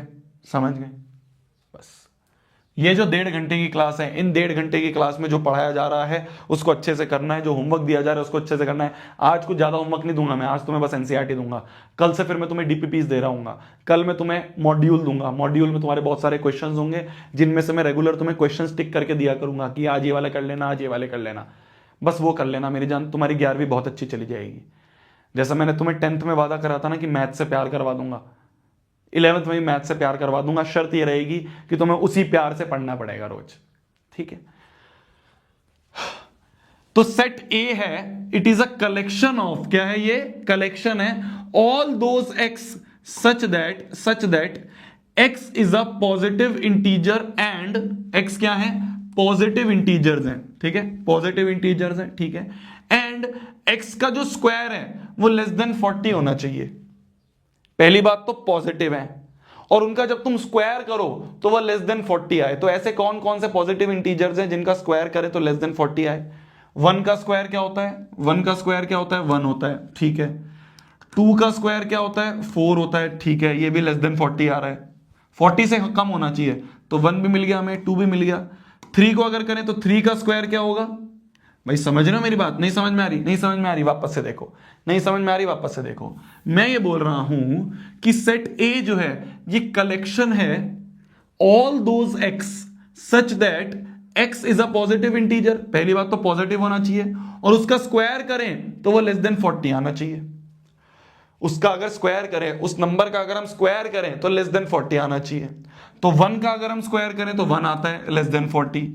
2 का स्क्वायर करें 4 आता है, लेस देन 40। 3 का स्क्वायर करें 9 आता है, वो भी लेस देन 40। 4 का स्क्वायर करें 16 आता है, वो भी लेस देन 40। 5 का स्क्वायर करें 25 आता है, लेस देन 40। 6 का स्क्वायर क्या होता है 36, लेस देन 40। 7 का स्क्वायर करें, 7 का स्क्वायर होता है 49, वो बड़ा हो गया, तो यहां पे 7 इंक्लूड नहीं होगा। तो ये जो पूरा का पूरा सेट बन रहा है, ये जो सारे एलिमेंट्स का सेट बन रहा है, यही सेट जो है ये होगा हमारा सेट ए, यही जो है ये होगा हमारा सेट ए, ठीक है। तो सेट ए जो था वो कलेक्शन था उन सारे एक्स का सच दैट वो सारे के सारे पॉजिटिव होने चाहिए, तो यहां पे सारे पॉजिटिव हैं, और इन सबका जो स्क्वायर है, इन सबका जो स्क्वायर है वो लेस देन 40 होना चाहिए। 1 का स्क्वायर भी लेस देन 40 है, 2 का स्क्वायर 4 लेस देन 40 है, 3 का स्क्वायर 9 होता है, लेस देन 40 है, 4 का स्क्वायर 16 होता है, लेस देन 40 है, 5 का स्क्वायर 25 होता है, लेस देन 40 है, 6 का स्क्वायर 36 होता है, वो भी लेस देन 40 है। तो ये सारे नंबर्स जो हैं, ये सारे नंबर्स के जो स्क्वायर है वो लेस देन 40 है। तो यही जो है ये होगा set A in roster form, यही होगा set A in roster form, ठीक है। जीरो, भाई zero is neither positive non negative, तो जीरो को कैसे ले लोगे, ठीक है। Zero is not positive not negative, zero ना पॉजिटिव है नेगेटिव है, तो उसको कैसे, यहां पे तो खाली पॉजिटिव की बात करी गई है ना, ठीक है जी, ठीक है जी, बहुत बढ़िया। सेट ई है, सेट ई हमें बोला गया है, सेट ई है the set of all letters in the word trigonometry, ठीक है। इन सारे वर्ड्स का एक सेट बनाना है, ठीक है, हमें एक सेट ई बनाना है जो कि इन सारे वर्ड्स का हो। किन सारे वर्ड्स का, किन सारे वर्ड्स का, इस वर्ड के सारे लेटर्स का। क्या है, it is the set of all letters, इस वर्ड के जितने भी लेटर्स हैं, इस वर्ड के जितने भी लेटर्स हैं उसका एक सेट ई है, वो हमें रोस्टर फॉर्म में लिखना है। वापस से समझना, वापस से समझना, ये जो वर्ड है ना ट्रिग्नोमेट्री, ये जो वर्ड है ट्रिग्नोमेट्री, इस ट्रिग्नोमेट्री वर्ड का, इस ट्रिग्नोमेट्री वर्ड के जितने भी लेटर्स हैं, जितने भी लेटर्स हैं उनका एक सेट बनाना है। तो बना देते हैं, आसान है। क्या क्या होगा, सारे लेटर्स को लिख दो कॉमा के साथ, T R I G O N O M E T R Y. तो हमने क्या करा, हमने क्या करा, हमने क्या करा, इन सारे लेटर्स को हमने एक सेट में लिख दिया। सेट बनाने के लिए क्या करते हैं, सारे एलिमेंट्स को लिख दो, कॉमा से सेपरेट कर दो। भाई रोस्टर फॉर्म क्या होता है, रोस्टर फॉर्म क्या होता है, रोस्टर फॉर्म होता है, रोस्टर फॉर्म होता है सारे एलिमेंट्स को कॉमा से सेपरेट करके लिख दो, कॉमा से सेपरेट करके लिख दो। तो हमने क्या करा, हमने क्या करा, सारे एलिमेंट्स को, ये सारे लेटर्स को बोला जा रहा है ना कि सेट है, किसका सेट है, ऑल लेटर्स का मतलब कि अंदर के जो एलिमेंट्स हैं वो ये सारे लेटर्स हैं, तो इन सारे लेटर्स को हमने कॉमा से सेपरेट करके लिख दिया। क्या ये सही है? क्या ये सही है? क्या ये सही है? क्या ये सही है? क्या ये जो मैंने लिखा है सेट ई ये करेक्ट है? क्या ये जो मैंने सेट ई लिखा है ये सेट ई करेक्ट है? हाँ, ये सेट ई करेक्ट है? सेट की डेफिनेशन क्या आती? सेट की डेफिनेशन क्या आती? सेट की डेफिनेशन क्या आती? It is a collection of well defined distinct object. Distinct object distinct होने चाहिए, अलग अलग होने चाहिए, अलग अलग होने चाहिए, सेम चीज रिपीट नहीं होनी चाहिए।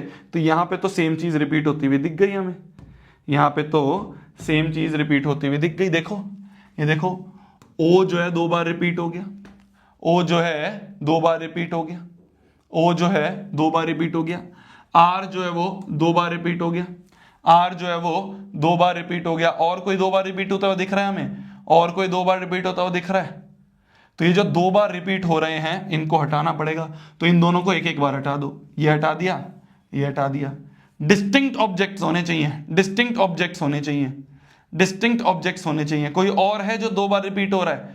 कोई और है जो 2 बार रिपीट हो रहा है? टी भी 2 बार रिपीट हो रहा है, टी को उड़ा दो। टी भी 2 बार रिपीट हो रहा है, टी को भी उड़ा दो। और कुछ, और कुछ, आर, आई भी है, आई भी एक बार है, जी भी एक बार है, ओ भी एक बार है, एन भी एक बार है, एम भी एक बार है, ई भी एक बार है और वाई भी एक बार है। तो ये जो सेट बन रहा है, ये जो सेट बन रहा है, अब इस सेट को हम कह देंगे कि ये है हमारा सेट ई। ये जो सेट बन रहा है इसको कह देंगे हम सेट ई। अब सही है?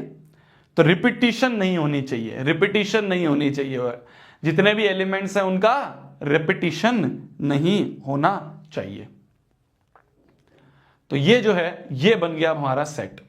तो इस चीज का ध्यान रखना कि सेट में जितने भी एलिमेंट्स हैं वो सारे डिस्टिंक्ट होने चाहिए, सेम लेटर्स या फिर सेम एलिमेंट्स जो हैं वो रिपीट नहीं होने चाहिए। अब ये बन गया हमारा, अब ये बन गया हमारा वेल डिफाइंड डिस्टिंक्ट ऑब्जेक्ट्स वाला सेट। ठीक है, ठीक है। एक और क्वेश्चन उठाएं, एक और क्वेश्चन उठाते हैं अपन।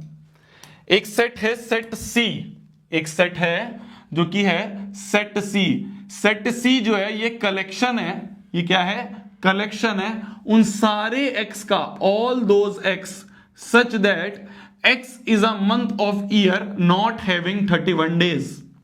उन सारे मंथ का एक सेट बनाओ जिनमें 31 डेज नहीं होते। क्या क्या बोला मैंने? कि ये जो सेट सी है ये कलेक्शन है उन सारे मंथ्स का जिनमें 31 डेज नहीं होते हैं।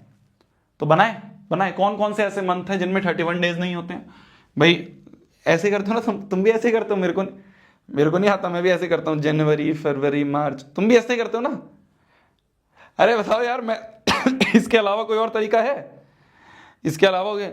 अरे वो स्मॉल लेटर्स वाली चीज, स्मॉल लेटर्स तो एक जनरल डेफिनेशन है। यहाँ पे सारे के सारे जब ट्रिग्नोमेट्री में इन्होंने कैपिटल लेटर्स लिख के दिए हैं तो यहाँ पे तो कैपिटल ही लिखना पड़ेगा ना, इनके एलिमेंट्स जो इन्होंने खुद कैपिटल दिए हैं।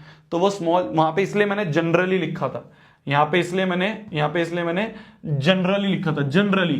पर अगर क्वेश्चन में खुद उन्होंने कैपिटल दिए हैं, सारे के सारे वर्ड में सारे लेटर्स उन्होंने खुद कैपिटल दिए हैं, तो हमें कैपिटल ही लिखने होंगे ना। जनरली मतलब होता है कि मैक्सिमम टाइम पे, पर कुछ टाइम पे अगर क्वेश्चन ने खुद बोला है तो फिर हम क्या करें?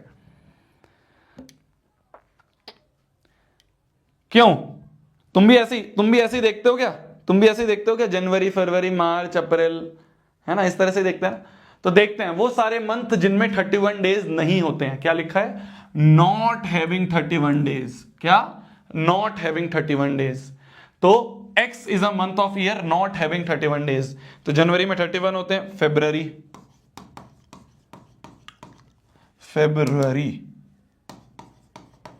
फिर जनवरी फरवरी मार्च अप्रैल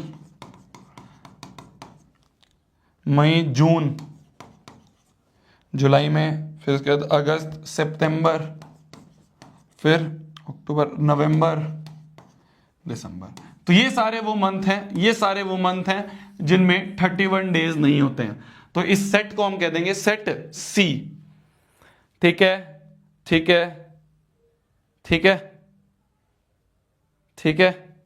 तो ये सारे सेट जो हैं, यही कर रहा था भैया मैं भी। अरे तुम, इसे तो कहते हैं दिल से दिल का कनेक्शन, इसे तो कहते हैं दिल से दिल का कनेक्शन है। जो मैं कर रहा हूं वही तुम भी कर रहे हो। We are same bro, we are same bro, है ना, ओजी रूल। ठीक है जी, ठीक है जी, ऑफ कोर्स भैया ऐसे ही कर रहे हैं। तो ये होता है हमारा, ये होता है हमारा सेट सी। मैं फिर बोल रहा हूं, देखो बहुत आसान चैप्टर है, ठीक है, बहुत आसान चैप्टर है। पॉइंट इज, ये चैप्टर के जो कॉन्सेप्ट है ना, पूरे मैथमेटिक्स में लगने वाले हैं। ये जो चैप्टर है, इसके जो कॉन्सेप्ट्स हैं, ये पूरे मैथमेटिक्स में लगने वाले हैं। चाहे वो तुम्हारा क्लास 11th के चैप्टर्स हो गए, चाहे वो तुम्हारे क्लास 12th के चैप्टर्स हो गए, ठीक है। तो इसलिए आसान चैप्टर है, पर ऐसा नहीं है कि ये कहीं यूज नहीं होने वाला, यूज बहुत जगह आते हुए दिखेगा। और क्या होता है ना कि बच्चे आसान चैप्टर की वजह से इसको छोड़ देते हैं, कहते हैं यार ठीक है हो जाएगा। फिर आगे जब बड़े बड़े चैप्टर्स में इसके कॉन्सेप्ट यूज होते हैं, फिर बच्चे हिल जाते हैं कि यार अब क्या करें। तो इसलिए आसान है, ठीक है, पर समझना है, ठीक है, समझना है। चलिए नेक्स्ट क्वेश्चन पे आए, नेक्स्ट क्वेश्चन पे आए, नेक्स्ट क्वेश्चन पे आए। Right the set A in set builder form. अब हमें क्या करना है, इसको सेट बिल्डर फॉर्म में लिखना है। इस सेट ए को हमें, जो कि हमें टेबुलर फॉर्म में दिया हुआ है, इस टेबुलर फॉर्म से हमें इसको सेट बिल्डर फॉर्म में लिखना है। तो ए इज द कलेक्शन ऑफ, ए क्या है, कलेक्शन है। देखो अब क्या क्या दिख रहा है हमें, कोई पैटर्न दिखता हुआ दिख रहा है, कोई पैटर्न बनता हुआ दिख रहा है, 1 4 9, ये सारे क्या है, ये सारे तो स्क्वायर्स हैं। सारे नेचुरल नंबर के स्क्वायर ही तो लिखे हुए हैं, नेचुरल नंबर के स्क्वायर ही तो लिखे हैं। 1 का स्क्वायर, 2 का स्क्वायर, 3 का स्क्वायर, फिर 10 का स्क्वायर। तो क्या मैं लिख सकता हूं, देखना मैं लिख के बताता हूं, बताना सही है या गलत है।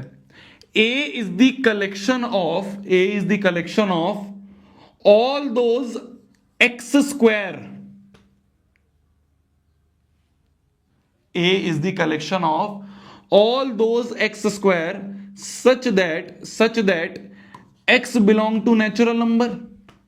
x नेचुरल नंबर है, 1 का स्क्वायर है, 2 का स्क्वायर है, 3 का स्क्वायर है। तो x जो है नेचुरल नंबर है, और x जो है वो लेस देन इक्वल टू 10 है। x जो है वो लेस देन इक्वल टू 10 है। तो देखना natural numbers less than equal to 10 कौन कौन से हो गए, 1 2 3 4 5 6 7 8 9 10, उन सबके स्क्वायर है। तो 1 का स्क्वायर 1, फिर दूसरा नेचुरल नंबर है 2, 2 का स्क्वायर हो गया 4, तीसरा नेचुरल नंबर है 3, 3 का स्क्वायर हो गया 9। इस तरह से आगे चलते चलते 10 तक जाएंगे। तो 10 का स्क्वायर अगर करें तो 100। तो क्या हमने इस सेट ए को प्रॉपर्टी फॉर्म या फिर सेट बिल्डर फॉर्म में लिख दिया? क्या हमने सेट ए को प्रॉपर्टी फॉर्म या फिर सेट बिल्डर फॉर्म में लिख दिया? क्लास 10th की रेड आ गई। क्लास 10th के बच्चे कैसे आ गए? अबे दिमाग घूम जाएगा अभी क्लास 10th में। है तो बहुत आसान, पढ़ने पे तो तुम ये भी पढ़ लोगे, पर अभी तुम क्लास 10th को पढ़ लो ना, यहां कैसे आ गए? पढ़ लो, चलो 10th का पढ़ लो, 10th का। अभी शाम को तुम्हारी क्लास है, शाम को पढ़ेंगे 10th का, ठीक है, शाम को पढ़ेंगे रियल नंबर्स, ठीक है। चलो 11वीं वालों को पढ़ने दो, ये 11वीं वालों को पढ़ने दो, 10वीं शाम को पढ़ेंगे ना अपन। हाँ अब क्या है ना, बहुत सारे बैचेस हो गए, तो इधर के बच्चे उधर, उधर के बच्चे इधर, ये रेड चलती रहेगी। समझ गए? तो सेट ए जो है ये कलेक्शन है, उन सारे एक्स स्क्वायर की, ये स्क्वायर्स है ना सारे, 2 का स्क्वायर, 3 का स्क्वायर, 4 का स्क्वायर, 5 का स्क्वायर, 10 का स्क्वायर। तो x का स्क्वायर कर दिया। वो सारे x जो है वो नेचुरल नंबर्स हैं, और x less than equal to 10 है। तो natural number less than equal to 10 कौन कौन से हो गए? 1 2 3 4 5 से लेके 10 तक। और इन सारे नेचुरल नंबर का हमने स्क्वायर कर दिया। तो 1 का स्क्वायर 1, 2 का स्क्वायर 4, 3 का square 9 and so on up to 10 का स्क्वायर 100। तो यही कलेक्शन है जो यहां पे लिखी हुई है। समझ गए? तो सारे नेचुरल नंबर के जो स्क्वायर्स हैं, नेचुरल नंबर के स्क्वायर कर दिए। इसे ही हम कहेंगे सेट ए। ठीक है जी, आगे बढ़ा जाए। ये क्वेश्चन है जो तुम होमवर्क में करोगे, इसको हम कल डिस्कस करेंगे, इसमें दिमाग लगाना, इसको कैसे लिखेंगे। ये क्वेश्चन है, इसको हमें वापस से सेट बिल्डर फॉर्म में लिखना है। इस वाले क्वेश्चन को 5, 25, 125, 625, इसमें अब तुम दिमाग लगाना इसको कैसे लिखेंगे, ठीक है। इसमें अब तुम एक बार दिमाग लगाना इसको कैसे लिखेंगे, इसमें अब एक बार दिमाग लगाना, ठीक है, ठीक है, बढ़िया। ये होमवर्क है, इसको दिमाग लगाना। अब नेक्स्ट क्वेश्चन करते हैं। नेक्स्ट क्वेश्चन लिखा है, नेक्स्ट क्वेश्चन बोलता है राइट दिस सेट। ये एक सेट बना रखा है, इस सेट को हमें सेट बिल्डर फॉर्म में करना है। सेट बिल्डर फॉर्म में हमें इसे लिख के दिखाना है। कैसे लिखेंगे जी, कैसे लिखेंगे सेट बिल्डर फॉर्म में? कोई पैटर्न बनता हुआ दिख रहा है, कोई पैटर्न बनता हुआ दिख रहा है। मान लो इस सेट को हमने सेट ए ही बोल दिया, इसको हमने सेट ए ही बोल दिया, तो इस सेट ए को अब हमें सेट बिल्डर फॉर्म में लिखना है। तो सेट ए जो है ये कलेक्शन है, ये एक कलेक्शन है। किस चीज की कलेक्शन है? देखो देखो क्या हो रहा है, ऊपर 1 है, उसमें 1 ऐड करा 2 बन गया। ऊपर 2 है, 2 में 1 ऐड करा 3 बन गया। ऊपर 3 है, 3 में 1 ऐड करा 4 बन गया। ऊपर 4 है, 4 में एक और ऐड करा 5 बन गया। ये एनसीईआरटी का एग्जांपल है। 5 है, 5 में एक ऐड करा 6 बन गया। 6 में एक ऐड करा 7 बन गया। तो क्या ये कुछ इस तरह का बन रहा है, x अपॉन में x+1? क्या ये कुछ इस तरह का बन रहा है, x अपॉन में x+1, x अपॉन में 2 + 1 3, 3 अपॉन में 3 + 1 4, 4 अपॉन में 4 + 1 5, 5 अपॉन में 5 + 1 6, 6 अपॉन में 6 + 1 7। तो x अपॉन में x+1 कुछ इस तरह का ही बन रहा है। सच दैट ये जो x है ये बिलोंग टू नेचुरल नंबर है। ये x जो है सारे नेचुरल नंबर है, 1 2 3 4 5, और x जो है एंड x जो है वो लेस देन इक्वल टू 6 है। तो देखना 1 रखोगे तो 1 अपॉन में 1 + 1 2, तो 1 अपॉन 2 बन गया। x की वैल्यू अगर 2 रखोगे तो 2 अपॉन में 2 + 1 3, तो 2 अपॉन 3 बन गया। 3 रखेंगे तो 3 अपॉन में 3 + 1 हो गया 4, तो 3 अपॉन 4 बन गया। 4 रखोगे x की जगह तो 4 अपॉन में 4 + 1 4 अपॉन 5 बन गया। 5 अपॉन में 5 + 1 5 अपॉन 6 बन गया। और फाइनली x की जगह अगर 6 रखेंगे तो 6 अपॉन में 6 + 1 6 अपॉन 7 बन गया। तो इस पूरे सेट को हमने सेट बिल्डर फॉर्म या फिर प्रॉपर्टी फॉर्म में लिख दिया। इस पूरे सेट को हमने सेट बिल्डर फॉर्म या फिर प्रॉपर्टी फॉर्म में लिख दिया। ठीक है जी, ठीक है जी। तो ये होता है तरीका लिखने का, ये होता है तरीका सेट बिल्डर फॉर्म में लिखने का। इस तरह के बहुत सारे क्वेश्चंस हैं जो कि तुम्हें एनसीईआरटी में दे रखे हैं। जब तुम एनसीईआरटी उठाओगे, तुम करोगे, तुम अपने आप समझ जाओगे। जो भारी क्वेश्चंस है वो मैंने ऑलरेडी तुम्हें करवा दिए हैं। अब एनसीईआरटी में इसके हल्के ही हैं, एनसीईआरटी में इसके हल्के ही पार्ट है।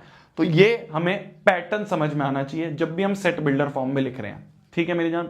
तो अभी तक हमने क्या पढ़ा, अभी तक हमने पढ़ा कि सेट्स को लिखने के 3 तरीके। सेम सेट को, ये ए है, ये भी ए ही है, ये भी ए ही है, तो सेम सेट को लिखने के 3 तरीके हैं। पहला तरीका होता है रोस्टर या फिर टेबुलर फॉर्म, दूसरा तरीका होता है सेट बिल्डर फॉर्म, और तीसरा तरीका होता है विजुअल रिप्रेजेंटेशन। तीसरा तरीका होता है विजुअल रिप्रेजेंटेशन। ठीक है, तो ये 3 तरीके हैं तुम्हें सेट्स को रिप्रेजेंट करने के। सबसे इंपॉर्टेंट है सेट बिल्डर फॉर्म। इसके बहुत सारे क्वेश्चंस हैं जो हम एनसीईआरटी में भी कर रहे होंगे और मैंने अभी क्लास के बीच में भी करवाए। एक मैंने होमवर्क दिया, उसको तुम्हें होमवर्क में करना है। ठीक है, ठीक है, ठीक है, बहुत बढ़िया, बहुत बढ़िया। अब आ जाते हैं अपन टाइप्स ऑफ सेट पे। छोटा सा टॉपिक है, जल्दी से खत्म करेंगे। देखो types of set, types of set. सबसे पहला होता है फाइनाइट सेट। फाइनाइट सेट का मतलब ऐसा सेट जिसके अंदर के जो एलिमेंट्स हैं वो फाइनाइट है। फाइनाइट का मतलब जिनको गिन सकते हैं, फाइनाइट का मतलब जिनकी गिनती हो सकती है, जिनकी गिनती हो सके, उसे कहते हैं अपन फाइनाइट नंबर्स, है ना। तो फाइनाइट सेट का मतलब ऐसा सेट जिसके जो नंबर ऑफ एलिमेंट्स हैं वो फाइनाइट हो। Numbers of element in a set are finite. जैसे कि फॉर एग्जांपल कोई एक सेट ए है जो कि है x Y z p q. तो ये क्या है, 1 2 3 4 5 एलिमेंट्स हैं। तो हम गिनती कर सकते हैं, गिनती कर सकते हैं, तो इसे हम कह देंगे फाइनाइट सेट है। क्या है? फाइनाइट सेट है। जैसे कि एक सेट है, मान लो B, it contains all those x such that x is the solution of x square minus 5x plus 6 equal to 0। बताओ क्या ये फाइनाइट सेट है या फिर इनफाइनाइट सेट है?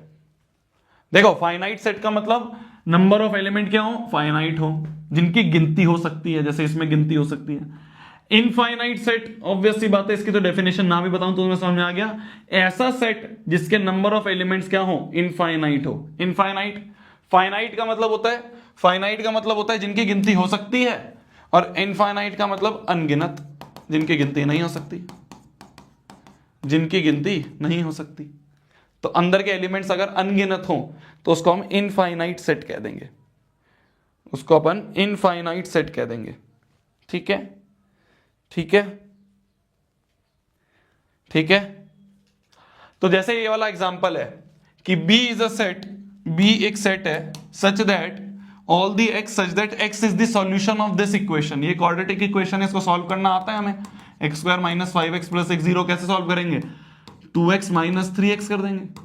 X square minus 2x minus 3x equal to 0। Splitting the middle term, x minus 2, यहां से minus 3x minus 2, तो यहां से आ गया x की वैल्यू 2,3। तो क्या मैं बोल सकता हूं, इसको अगर हमने इस पूरे के पूरे सेट बिल्डर फॉर्म को अगर हम डिकोड करें, इसको अगर हम डिकोड करें, तो सेट B जो है वो तो 2,3 तो है भाई। X square minus 5x plus 6 equal to 0, इसका सॉल्यूशन 2,3 तो है। तो ये जो पूरा सेट बिल्डर फॉर्म में लिखा हुआ था, इसको टेबुलर फॉर्म में हमने लिख दिया 2,3। गिनती हो सकती है कितने एलिमेंट्स हैं? तो yes it is a finite set, yes it is a finite set, ये एक फाइनाइट सेट है। इनफाइनाइट सेट, इनफाइनाइट सेट का कोई एग्जांपल, इनफाइनाइट सेट का कोई एग्जांपल, जैसे मान लो एक सेट है set C, it is the collection of all those x such that x is a natural number and x is greater than 1। x एक natural number है और वो ग्रेटर देन 1 है। तो 1 से बड़े जितने भी नेचुरल नंबर हैं उनका सेट बनाओ, 1 से जितने भी बड़े नेचुरल नंबर है उनका सेट बनाओ। कैसे बनेगा? कैसे बनेगा? कैसे बनेगा? इसको अगर डिकोड करें तो क्या बनेगा? 1 से बड़े, यहां पे इक्वल टू नहीं है तो 1 को इंक्लूड नहीं करेंगे, 1 से बड़े तो 2 3 4 5 6 एंड सो ऑन, ये तो बढ़ता रहेगा। तो यहां पे जो नंबर ऑफ एलिमेंट्स हैं वो क्या है? इनफाइनाइट है। यहां पे तो ये तो आगे बढ़ता रहेगा ना, नेचुरल नंबर तो अनगिनत है। तो ये क्या हो गया? एक इनफाइनाइट सेट हो गया। ये क्या हो गया? एक इनफाइनाइट सेट हो गया। ठीक है, ये क्या हो गया? एक इनफाइनाइट सेट हो गया। तो फाइनाइट सेट मतलब जिनके नंबर ऑफ एलिमेंट्स फाइनाइट हो, इनफाइनाइट मतलब जिनकी अंदर के जो एलिमेंट्स है वो अनगिनत हो, वो आगे बढ़ते ही जाएं, बढ़ते ही जाएं, बढ़ते ही जाएं। ठीक है, ठीक है, ठीक है। तो ये होता है हमारा फाइनाइट और इनफाइनाइट सेट। अभी जो फाइनाइट सेट है ना मेरी जान, मैंने जैसे यहां पे बताया कि ये जो A है इसके अंदर 1 2 3 4 5 एलिमेंट्स हैं। कितने एलिमेंट्स हैं? 5 एलिमेंट्स हैं। जैसे जो सेट B है इसके अंदर 1 2 2 एलिमेंट्स हैं। तो हम यहां पे एलिमेंट्स की गिनती कर पा रहे हैं, हम यहां पे एलिमेंट्स की गिनती कर पा रहे हैं। तो अगर हम एलिमेंट्स की गिनती कर पा रहे हैं तो उसे हम कहेंगे फाइनाइट सेट। और ये जो नंबर ऑफ एलिमेंट्स होते हैं ना, जैसे यहां पे तुमने कहा कि नंबर ऑफ एलिमेंट्स है 5, यहां पे तुमने कहा नंबर ऑफ एलिमेंट्स है 2, ये नंबर ऑफ एलिमेंट्स जो होते हैं ना, इसे कहते हैं cardinal number of the set, इसे कहते हैं cardinal number of the set या फिर ऑर्डर ऑफ द सेट।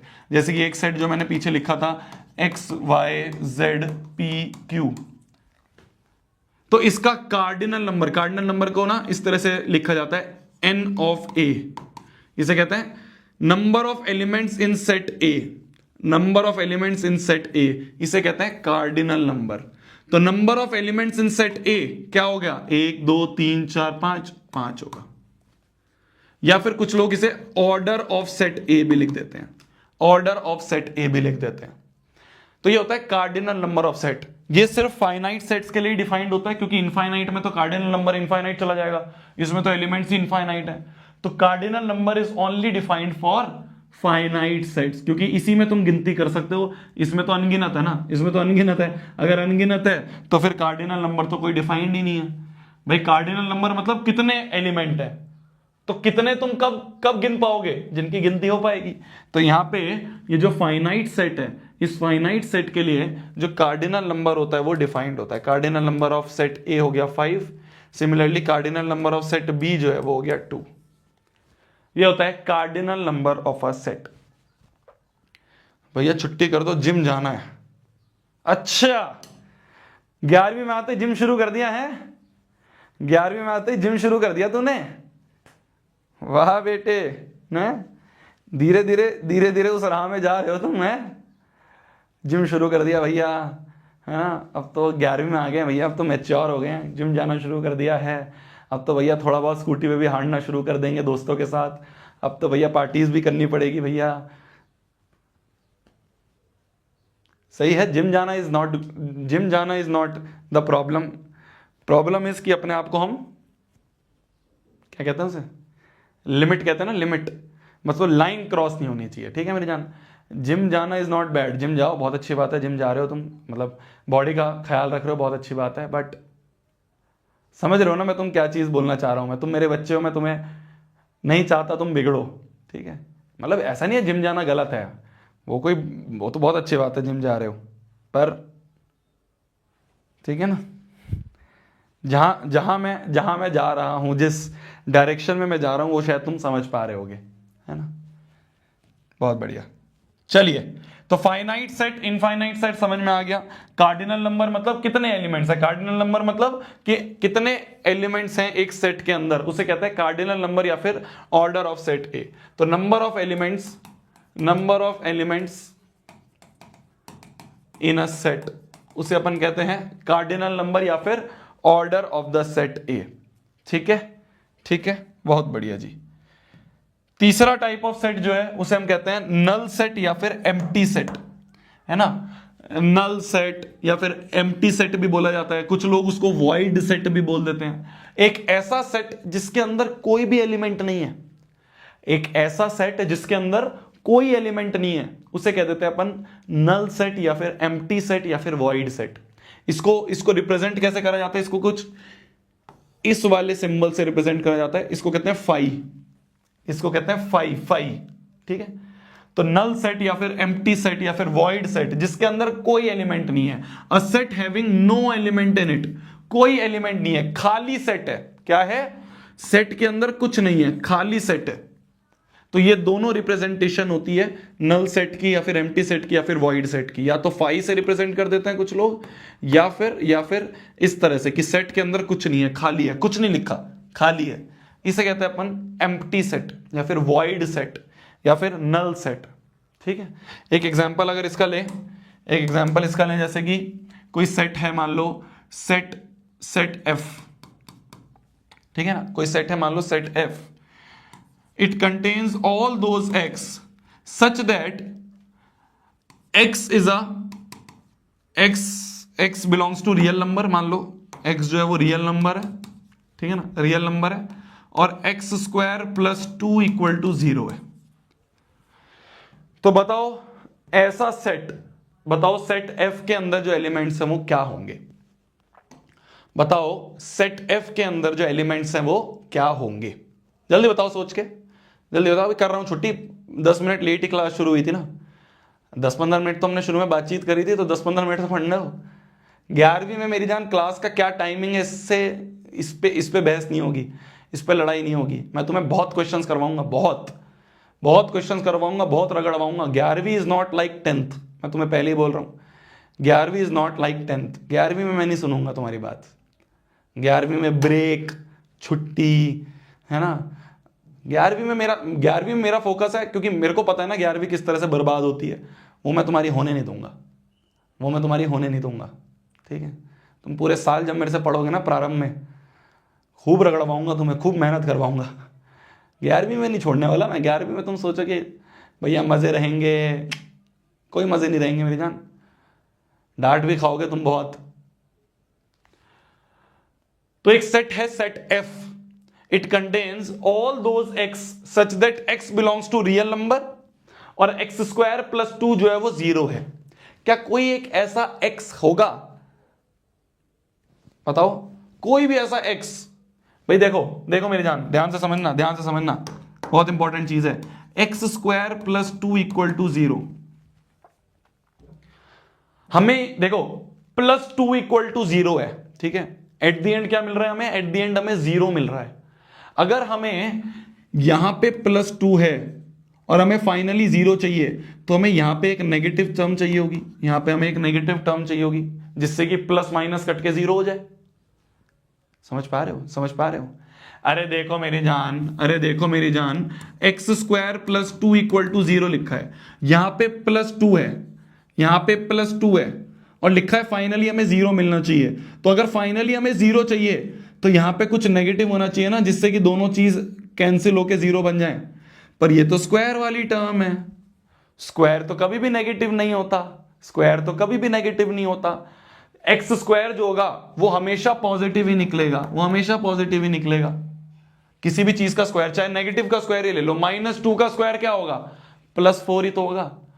तो हर एक चीज का जो स्क्वायर होगा वो तो हमेशा पॉजिटिव ही निकलेगा, और यहां पे भी पॉजिटिव है, तो पॉजिटिव और पॉजिटिव ऐड होकर हमें 0 कभी मिल ही नहीं सकते। मतलब कि कोई भी x ऐसा होगा ही नहीं। तो ये जो सेट f है, ये एक नल सेट है, ये एक नल सेट है। No element in this set, there is no element in this set, कोई भी x ऐसा नहीं होगा, ठीक है। तो ये एक नल सेट है, ये एक नल सेट है। नल सेट को हमेशा इस तरह से लिखना, ऐसे नहीं कि भैया कोई एलिमेंट नहीं है तो 0 लिख के लिख दिया। ये नल सेट नहीं है, ये नल सेट नहीं है, इसमें 0 एक एलिमेंट है, 0 एक एलिमेंट है, ठीक है। तो नल सेट जो होता है उसकी रिप्रेजेंटेशन सिर्फ ये दो हैं, सिर्फ ये दो हैं, इसको ध्यान रखना। ये दो रिप्रेजेंटेशन है, या तो इसको ऐसे लिख देते, या फिर तुम f को ऐसे लिख सकते थे फाई, कि ये एक नल सेट है, ठीक है, ठीक है, ठीक है। -2 भी नहीं होगा ना मेरी जान। एक देख, तू कह रहा है -2, तू कह रहा है भैया x square plus 2 equal to 0 है, इसमें एक्स स्क्वायर की जगह -2 लिख दो, तो -2 का स्क्वायर प्लस 2 इक्वल टू 0 कह रहा है तू बनने के लिए। -2 का स्क्वायर हो जाएगा 4, तो 4 + 2 ये तो 6 है, 0 कैसे मिल रहा है? कोई ऐसा नंबर x नहीं होगा, कोई ऐसा नंबर x नहीं होगा जिसको यहां पे हम लिख दें और वो इस इक्वेशन को सेटिस्फाई कर दे, कोई ऐसा x नहीं है। तो this is the null set, ठीक है। तो ये हो गया हमारा नल सेट, ये हो गया हमारा नल सेट, ठीक है। एक लिख रहा है भैया 2 आयोटा, रियल नंबर की बात करिए, तो इमेजिनरी नंबर पे जा रहा है, रियल नंबर की बात करिए, ये भी तो है ना, x belong to real number तो लिखा है, ठीक है। समझदार, जितना बोल रहा है उतना समझ ले, यहां पे x belong to real number नहीं लिखा, बहस कर रहा है भैया 2 आयोटा भी तो हो सकता है। ये आए दिमागदार बच्चे। तो पहला हो गया नल सेट, ठीक है, और दूसरा सिंगलटन सेट। सिंगलटन सेट मतलब अ set having single element in it. कोई एक सेट ऐसा है, मान लो सेट G, जिसके अंदर सिर्फ एक एलिमेंट है, मान लो सिर्फ एक एलिमेंट है x, ये एक सिंगलटन सेट है। सिंगलटन मतलब सिर्फ एक सिंगल एलिमेंट हो, तो उसे हम कह देंगे सिंगलटन सेट। ये जो हमने ऐसे लिखा था ना अभी, ये भी एक सिंगलटन सेट है, इसके अंदर सिर्फ एक एलिमेंट है जो कि है 0। तो एक ऐसा सेट जिसके अंदर सिर्फ एक एलिमेंट हो, उसे हम क्या कहेंगे? उसे हम कहेंगे सिंगलटन सेट, उसे हम कहेंगे सिंगलटन सेट। तो हमने अभी तक 4 टाइप्स पढ़े। पहला हमने पढ़ा finite set, number of elements finite हो। फिर हमने पढ़ा infinite set, number of elements infinite हो। फिर हमने पढ़ा नल सेट, कि जिसके अंदर कोई एलिमेंट ना हो। फिर हमने पढ़ा सिंगलटन सेट, जिसके अंदर सिर्फ एक एलिमेंट हो, ठीक है।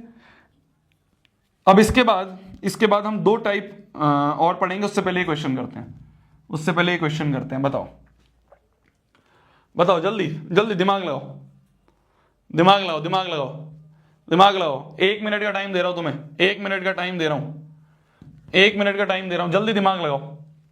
1 मिनट का टाइम दे रहा हूं, जल्दी दिमाग लगाओ। अभी क्या एमसीक्यू, ऐसे ही बता दो चलो तुम, अभी क्या एमसीक्यू?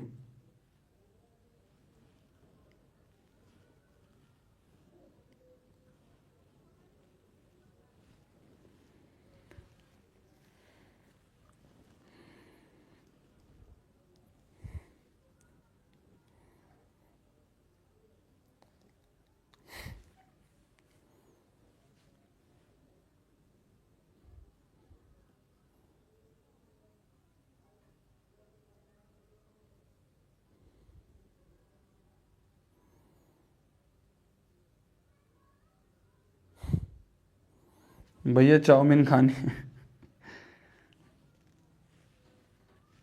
मुझे भी खिला दे चाउमीन। ओ भाई तुम्हें पता है मैंने 10th क्लास में एक क्लास में बोला था, एक क्लास में मैंने बोला था कि मेरे को स्प्रिंग रोल बहुत अच्छे लगते हैं। अभी परचम में बच्चे स्प्रिंग रोल बना के लाए हैं। तुम लोग प्यार तो बहुत करते हो हमसे, है ना। नेक्स्ट टॉपर्स को जो प्यार मिलता है, टचवुड, मतलब हमसे वो समझ नहीं पाता, इतना प्यार देते हो तुम लोग। बहुत प्यारे हो यार, बहुत प्यारे हो यार। तो बोला जा रहा है द सेट ए, एक सेट ए है, such that it contains all x such that x belong to real number. सबसे पहले तो एक्स जो है वो रियल नंबर होना चाहिए। फिर और क्या कंडीशन दी है, एक्स स्क्वायर बराबर 16 होना चाहिए, एक्स स्क्वायर बराबर 16 होना चाहिए।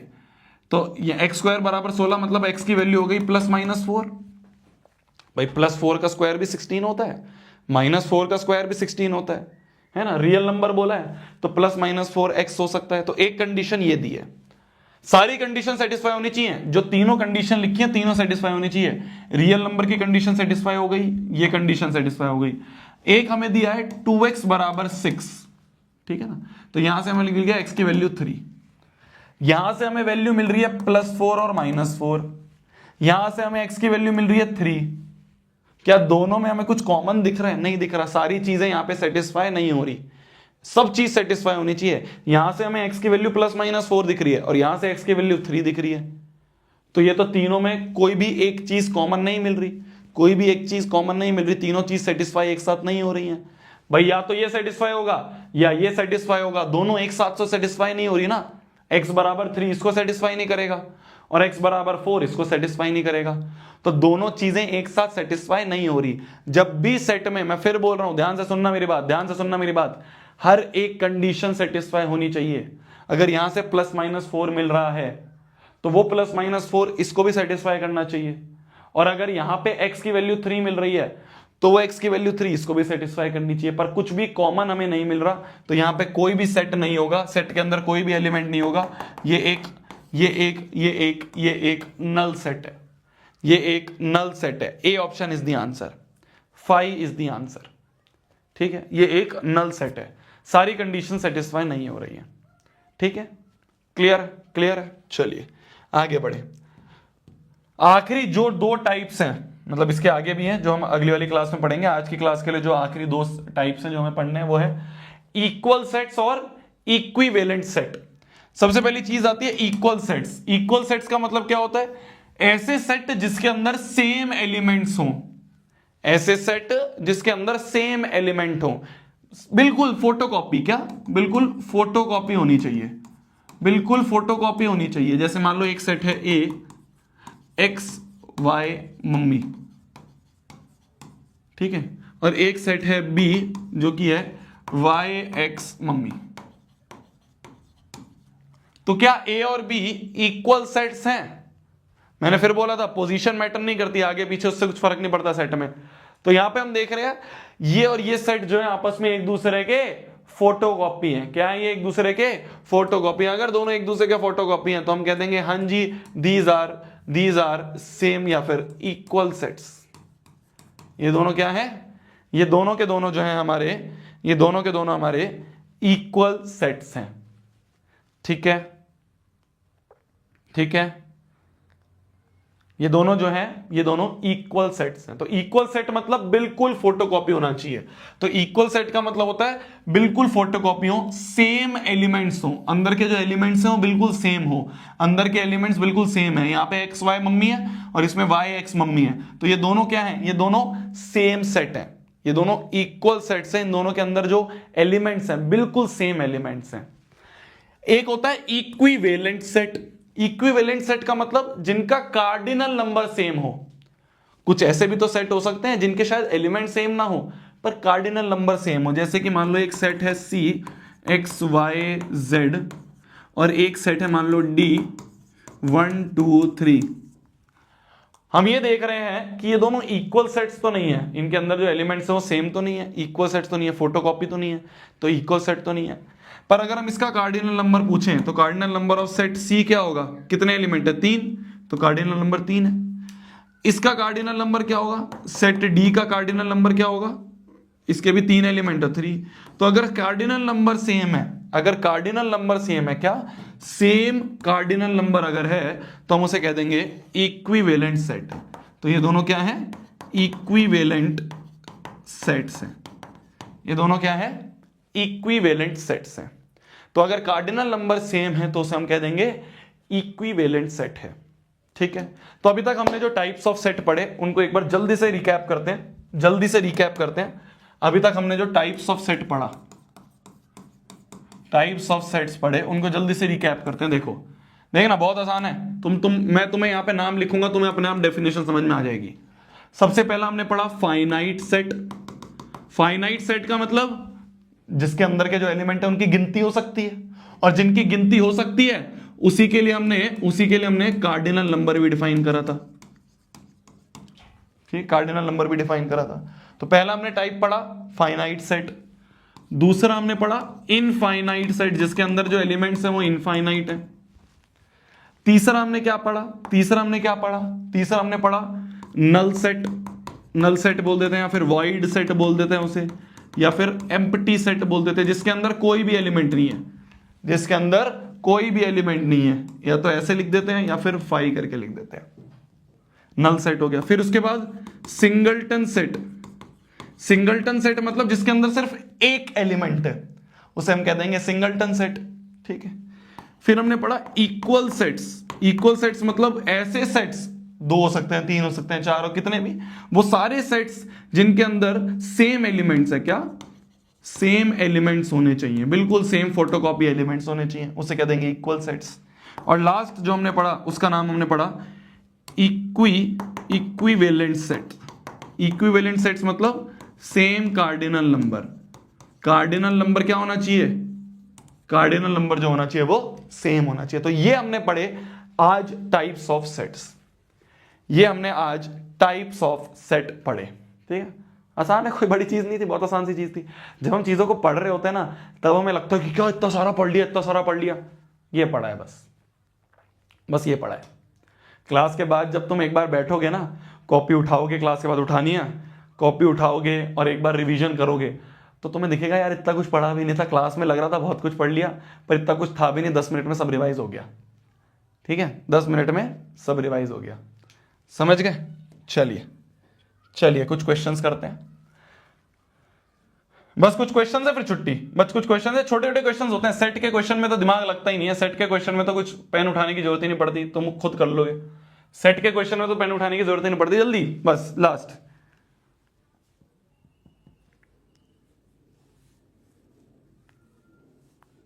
जल्दी। Which of the following is a finite set? कौन सा फाइनाइट सेट है?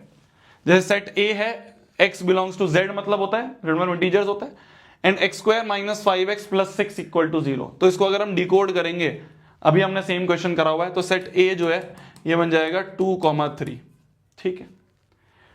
दूसरा सेट है belong to integer and x² is even. Integer है और x² जो है इवन है। तो इवन तो इंटीजर्स बहुत सारे हैं भाई। B is a collection of all those x, वो सारे x such that x integers हैं, x इंटीजर है, और x का स्क्वायर जो है वो इवन है। x का स्क्वायर इवन भाई, -2 का स्क्वायर भी 4 होता है इवन, 2 का स्क्वायर भी 4 होता है इवन, फिर 4 का स्क्वायर होता है 16 इवन, 6 का स्क्वायर होता है 36 इवन, 8 का स्क्वायर होता है 64 इवन, -8 का स्क्वायर भी होता है 64 इवन। तो ऐसे तो बहुत सारे नंबर मिलेंगे जिनका स्क्वायर इवन हो। ऐसे तो बहुत सारे नंबर्स मिलेंगे जिनका स्क्वायर इवन हो। तो ये तो एक इनफाइनाइट सेट है। भाई यहां पे तो हमें 2 ही आंसर मिले। इसको अगर हम सॉल्व करेंगे तो हमें x की वैल्यू 2 और 3 मिलेगी। तो ये तो एक फाइनाइट सेट है, ये एक फाइनाइट सेट है। पर यहां पे बोला जा रहा है, सेकंड ऑप्शन में बोला जा रहा है, it is the collection of all those x such that x is integer, और उसका स्क्वायर करें तो इवन आए।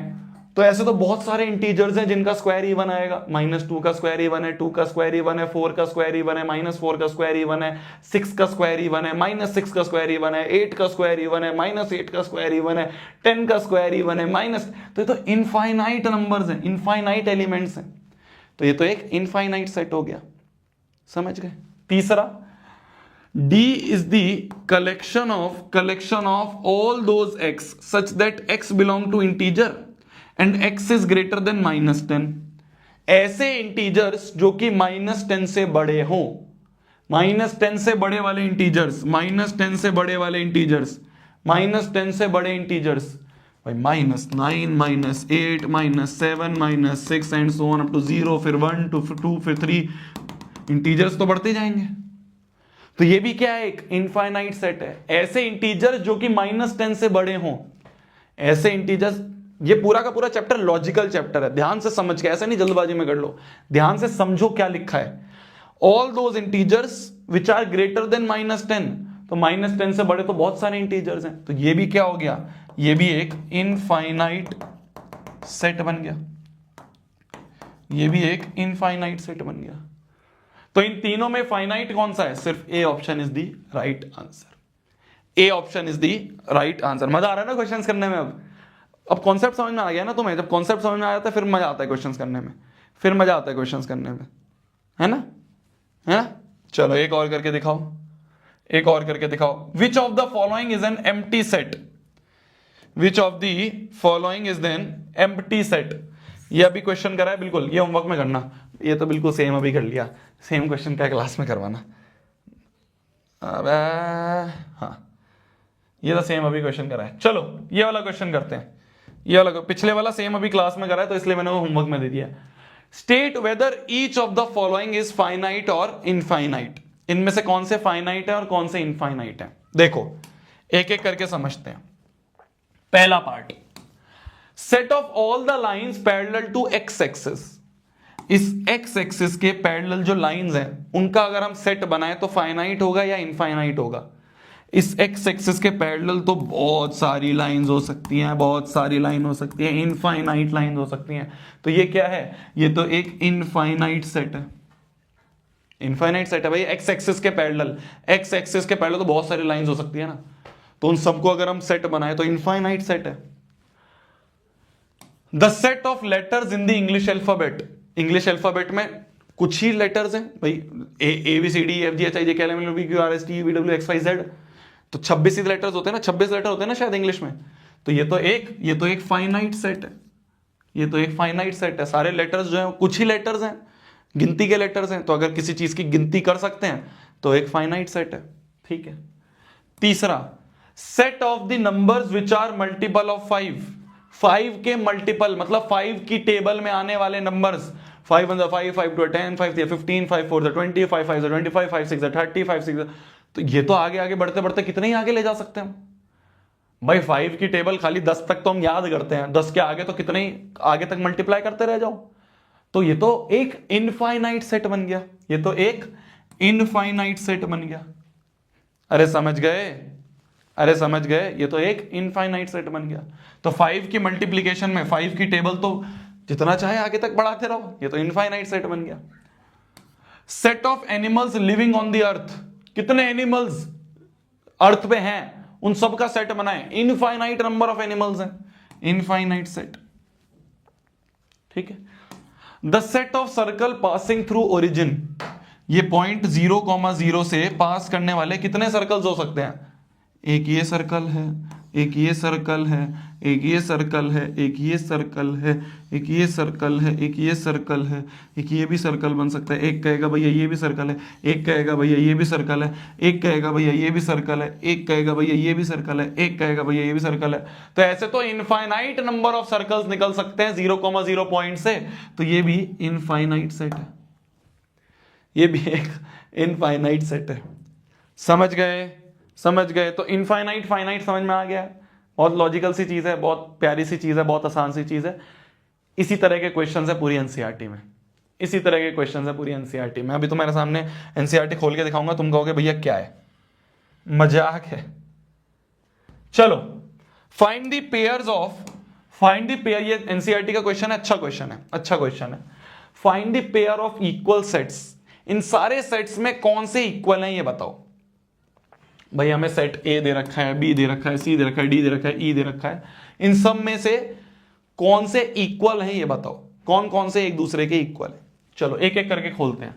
पहला सेट जो है वो हमें दिया है 0, तो इसके अंदर तो एलिमेंट 0 है। इक्वल सेट्स का मतलब क्या होता है, बिल्कुल फोटोकॉपी होने चाहिए, सेम एलिमेंट्स होने चाहिए, ठीक है। दूसरा सेट हमें दिया है B, such B is the collection of, B collection है किस किस का, all those x such that x 15 से बड़ा हो और x 5 से छोटा भी हो। है 15 से बड़ा चाहिए क्या, ऐसे x जो 15 से बड़े हों और 5 से छोटे हों। ये तो कोई भी कॉमन नहीं मिल रहे, कोई भी ये दोनों कंडीशन को सेटिस्फाई करने वाला तो कोई भी x नहीं है कि एक ऐसा नंबर बताओ जो 15 से बड़ा हो और 5 से छोटा हो। अगर 15 से बड़ा होगा तो 5 से छोटा कैसे हो जाएगा, या अगर 5 से कोई छोटा नंबर होगा तो 15 से बड़ा कैसे हो जाएगा, नहीं होगा ना। तो ऐसा कोई भी x नहीं है, तो इसलिए जो सेट B है, ये जो सेट B है ये एक एम्प्टी सेट है। सेट C कहता है एक ऐसा x जो कि x माइनस 5 इक्वल टू 0 इस कंडीशन को सेटिस्फाई करे, x माइनस 5 इक्वल टू 0 को सेटिस्फाई करे तो x बराबर 5, तो सिर्फ एक ही एलिमेंट है। तो सेट C जो है उसके अंदर सिर्फ एक एलिमेंट है, ये एक सिंगलटन सेट है, एक एलिमेंट है, सिंगलटन सेट है, बहुत बढ़िया।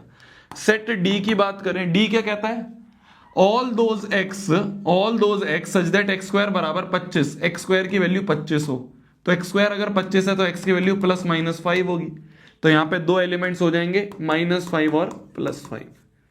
ये हो गया सेट D, ठीक है। अभी तक हमें कोई भी इक्वल नहीं दिख रहा, अभी तक हमें कोई भी ऐसा सेट नहीं दिख रहा जिसमें सेम एलिमेंट हो, इसमें 0 है, इसमें 5 है, इसमें 5 है, इसमें -5 है, कोई ऐसा सेट नहीं है जो एक दूसरे का अभी तक फोटोकॉपी दिखाओ। चलो आखिरी देखें, सेट E खोलें तो सेट E बोलता है x is integral positive root, क्या कि इस इक्वेशन का पॉजिटिव रूट होगा, तो इसका पॉजिटिव रूट निकालें, x square minus 2x minus 15 equal to 0, इसको खोलें तो 5 और 3 से खोले तो ये हो जाएगा -5x plus 3x minus 15 equal to 0, और यहाँ x स्क्वायर ऐसे कैसे ही चलता रहेगा, है ना। -5 और 3 में तोड़ दिया इसको, तो ये बन जाएगा x minus 5 plus 3x minus 5 equal to 0, तो यहां से मिल गया x plus 3 x minus 5 equal to 0। यहां से x की वैल्यू एक तो -3 और एक x की वैल्यू 5। हमें क्या चाहिए, हमें चाहिए पॉजिटिव वाला, तो सिर्फ x बराबर 5, तो सेट E जो है वो आ जाएगा 5। जो सेट E है उसके अंदर जो एलिमेंट है वो सिर्फ 5 होगा, सेट E के अंदर जो एलिमेंट है वो सिर्फ 5 होगा। तो अब देखो कोई कोई ऐसे सेट दिख रहे हैं जो इक्वल हो, हाँ जी देखो C के अंदर भी 5 है और E के भी अंदर 5 है, तो C and E are equal sets, C और E जो है ये इक्वल सेट्स है, ये हमारा आंसर है, ठीक है। तो इक्वल सेट्स के लिए बस हमें ये देखना था कि ऐसे कौन से सेट हैं जिनके अंदर सेम एलिमेंट डिट्टो फोटोकॉपी है, तो हमने सबको खोला और खोलने के बाद पता चला कि C और E जो है इन दोनों के अंदर बिल्कुल सेम एलिमेंट है, C और E के अंदर बिल्कुल सेम एलिमेंट है, तो एक दूसरे के फोटोकॉपी हैं, तो हम कह देंगे हाँ जी ये एक इक्वल सेट के पेयर हैं, ये एक इक्वल सेट के पेयर हैं, ठीक है जी, ठीक है जी। एक लिख रहा है भैया क्या करूं, बहुत डिप्रेशन हो रहा है मेरी जान, अभी तो क्लास 11 शुरू हुई है, अभी तो पत्थर भी नहीं आया है, ये तो सेट चैप्टर तो निहायत आसान चैप्टर है, ये तो पत्थर भी नहीं है, अभी तो चट्टान पहाड़ क्या क्या आने बाकी हैं। विश्वास रख, भरोसा रख मेरे ऊपर, भरोसा रख कुलदीप सर के ऊपर, भरोसा रख इस टीम के ऊपर, नेक्स्ट टॉपर्स के ऊपर, अच्छा होगा। बस दो चीजें हैं, रोज क्लास आना है, क्लास के नोट्स रिवाइज करने हैं। अभी जैसे ही क्लास खत्म हो जाएगी इसका मैं पीडीएफ तुम्हें डिस्क्रिप्शन में दे दूंगा, और बाकी जो और पीडीएफ्स हैं वो सारे तुम्हारे नेक्स्ट टॉपर्स के ऐप के अंदर आते रहेंगे, ठीक है। क्लास खत्म होते ही एक बार ये सारे क्वेश्चंस खुद बिना देखे करियो, ठीक है। एक रफ कॉपी लियो, ऐसे छुपा छुपा के क्वेश्चंस करते हैं वो करियो, ठीक है। इसके बाद अगली क्लास जब तेरी शुरू हो रही होगी एक बार बस जल्दी जल्दी देख लियो कि क्या पढ़ाया था पिछली क्लास में, उससे क्या होगा ना, चीजें कनेक्ट होना शुरू होंगी। 11th is not like 10th, यहाँ पे चीज़ें बहुत वास्ट हैं, बहुत बड़ा सिलेबस है, तो पीछा क्या पढ़ाया गया है वो तुम एक बार पढ़ के आओगे तो चीज़ें समझ में आएंगी। ठीक है, तो इसलिए एक बार तो क्लास खत्म होते ही रिवीजन करना है, और एक बार क्लास में आने से पहले 10 मिनट बस देना और कॉपी के पन्ने पलट के ये देख लेना कि पिछली क्लास में क्या पढ़ाया गया था। अगर ये चीज़ करोगे मेरी जान, क्लास में सब समझ में आएगा, वरना क्लास में गोल बैठे रहोगे, समझ नहीं आएगा कि यार पिछला क्या था अगला क्या है। बहुत वास्ट सिलेबस है। ठीक है, ठीक है, मैं डरा नहीं रहा हूं, मैं अवेयर कर रहा हूं, मैं तुम्हें तरीके बता रहा हूं। बच्चे यहीं पे आके फंसते हैं, बच्चे क्लास 10th की तरह ही क्लास 11th को पढ़ते हैं। ये मत करना। Class 11th is different, class 11th में पढ़ने का तरीका इज डिफरेंट। वो क्या तरीका होगा वो रेगुलर बेसिस में मैं तुम्हें क्लासेस में बताता रहूंगा। ठीक है, आज हमने जो भी चीजें पढ़ी उनको एक बार रिवाइज करना। ठीक है, एक बार मैं तुम्हारे सामने ना एनसीईआरटी खोल के दिखाना चाहता हूं। एनसीईआरटी कुछ नहीं, एनसीईआरटी बच्चा है, मतलब बिल्कुल मैं तुम्हारे सामने ना सेट्स क्लास 11th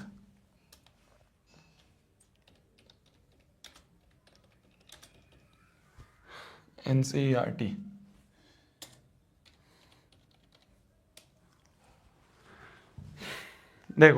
देखो ये तुम्हारी सेट्स की एनसीईआरटी है। देखना एक बार, पहली एक्सरसाइज है। ठीक है, पहली एक्सरसाइज है, पूछ रहा है बताओ कौन से सेट है। तो सेट क्या होता है? Collection of well defined distinct object, वो देखना है। ठीक है, फिर उसके बाद insert belong to, does not belong to, बिल्कुल सेम क्वेश्चन करा कि बताओ कौन सा बिलोंग्स टू है, कौन सा डज नॉट बिलोंग टू है। रोस्टर फॉर्म में करो कन्वर्ट, सेट बिल्डर फॉर्म में करो कन्वर्ट, फिर लिस्ट ऑल द एलिमेंट, इसमें एलिमेंट बताओ क्या क्या है, रोस्टर फॉर्म में कन्वर्ट करो। इसको बताओ किसका क्या रोस्टर फॉर्म है, किसका क्या सेट बिल्डर फॉर्म है। तो पहली एक्सरसाइज तो वही है कि रोस्टर फॉर्म में कन्वर्ट करो, सेट बिल्डर फॉर्म में कन्वर्ट करो। पहली एक्सरसाइज बस यही है। ठीक है, दूसरी एक्सरसाइज देखना आप ध्यान से, एनसीईआरटी कुछ नहीं है, मैं इसलिए एनसीईआरटी को कुछ मानूंगा ही नहीं, मैं तो तुम्हारे को एनसीईआरटी से ऊपर लेवल की चीजें करवाऊंगा। अभी तो क्या है, अभी तो पहला लेक्चर था तो मैंने इंक्लूड नहीं करा, बीच बीच में जेईई मेंस के क्वेश्चन, ये सारे क्वेश्चन भी मैं इंक्लूड करूंगा क्लासेस में आगे। अभी तो क्या पहला चैप्टर, इससे रिलेटेड तो जेईई मेंस में भी सवाल नहीं आते, इतना आसान है ये। जो पहली दूसरी एक्सरसाइज है, बताओ कौन से नल सेट है, बताओ कौन से फाइनाइट इनफाइनाइट है, बताओ कौन से फाइनाइट इनफाइनाइट है। ठीक है, बताओ ए और बी सेट इक्वल है या नहीं है, ये बताओ। बताओ कौन से सेट इक्वल हैं, ये बताओ। बताओ कौन से सेट इक्वल हैं, ये बताओ। तो पहली दूसरी एक्सरसाइज कुछ नहीं है, आपका होमवर्क बस यही है। अब आपका होमवर्क सिर्फ यही है। क्या है आपका होमवर्क? 2 होमवर्क हैं आपके, 2 होमवर्क है। पहला रिवाइज नोट्स, ठीक है, नोट्स में मैंने 2 क्वेश्चन बीच में होमवर्क दिए, वो कर लेना। और दूसरी जो चीज है तुम्हारा वो है एक्सरसाइज नंबर 1.1 एंड 1.2, ये दोनों चीजें अपने करके आना। और जो होमवर्क है वो इस वाली कॉपी में नहीं होना चाहिए, दूसरी कॉपी बनाना। इस वाली कॉपी को सिर्फ और सिर्फ नोट्स की कॉपी हमें बनानी है। ये वाली कॉपी जो है ये हमें सिर्फ नोट्स की ही कॉपी बनानी है। ठीक है, thank you so much everyone, thank you so much. This is your lecture number 1 of class 11th, chapter is sets. बहुत आसान चैप्टर है, बहुत प्यारा चैप्टर है। इसी तरीके से पूरे साल भर पढ़ेंगे, इसी तरह से प्रारंभ बैच में पूरे साल भर हम पढ़ रहे होंगे। All the very best. Shobhit भैया तुम्हारे साथ हैं पहले दिन से लेके आखिरी दिन तक। जैसे क्लास 10th में फोड़ा है इसी तरह से क्लास 11th में भी फोड़ेंगे। आज डीपीपी नहीं है कुछ भी, आज सिर्फ ये दोनों एक्सरसाइज कर लेना। कल से मैं तुम्हें डीपीपी और मॉड्यूल वगैरह भी देना शुरू कर दूंगा। बाय बाय, लव यू मेरी जान।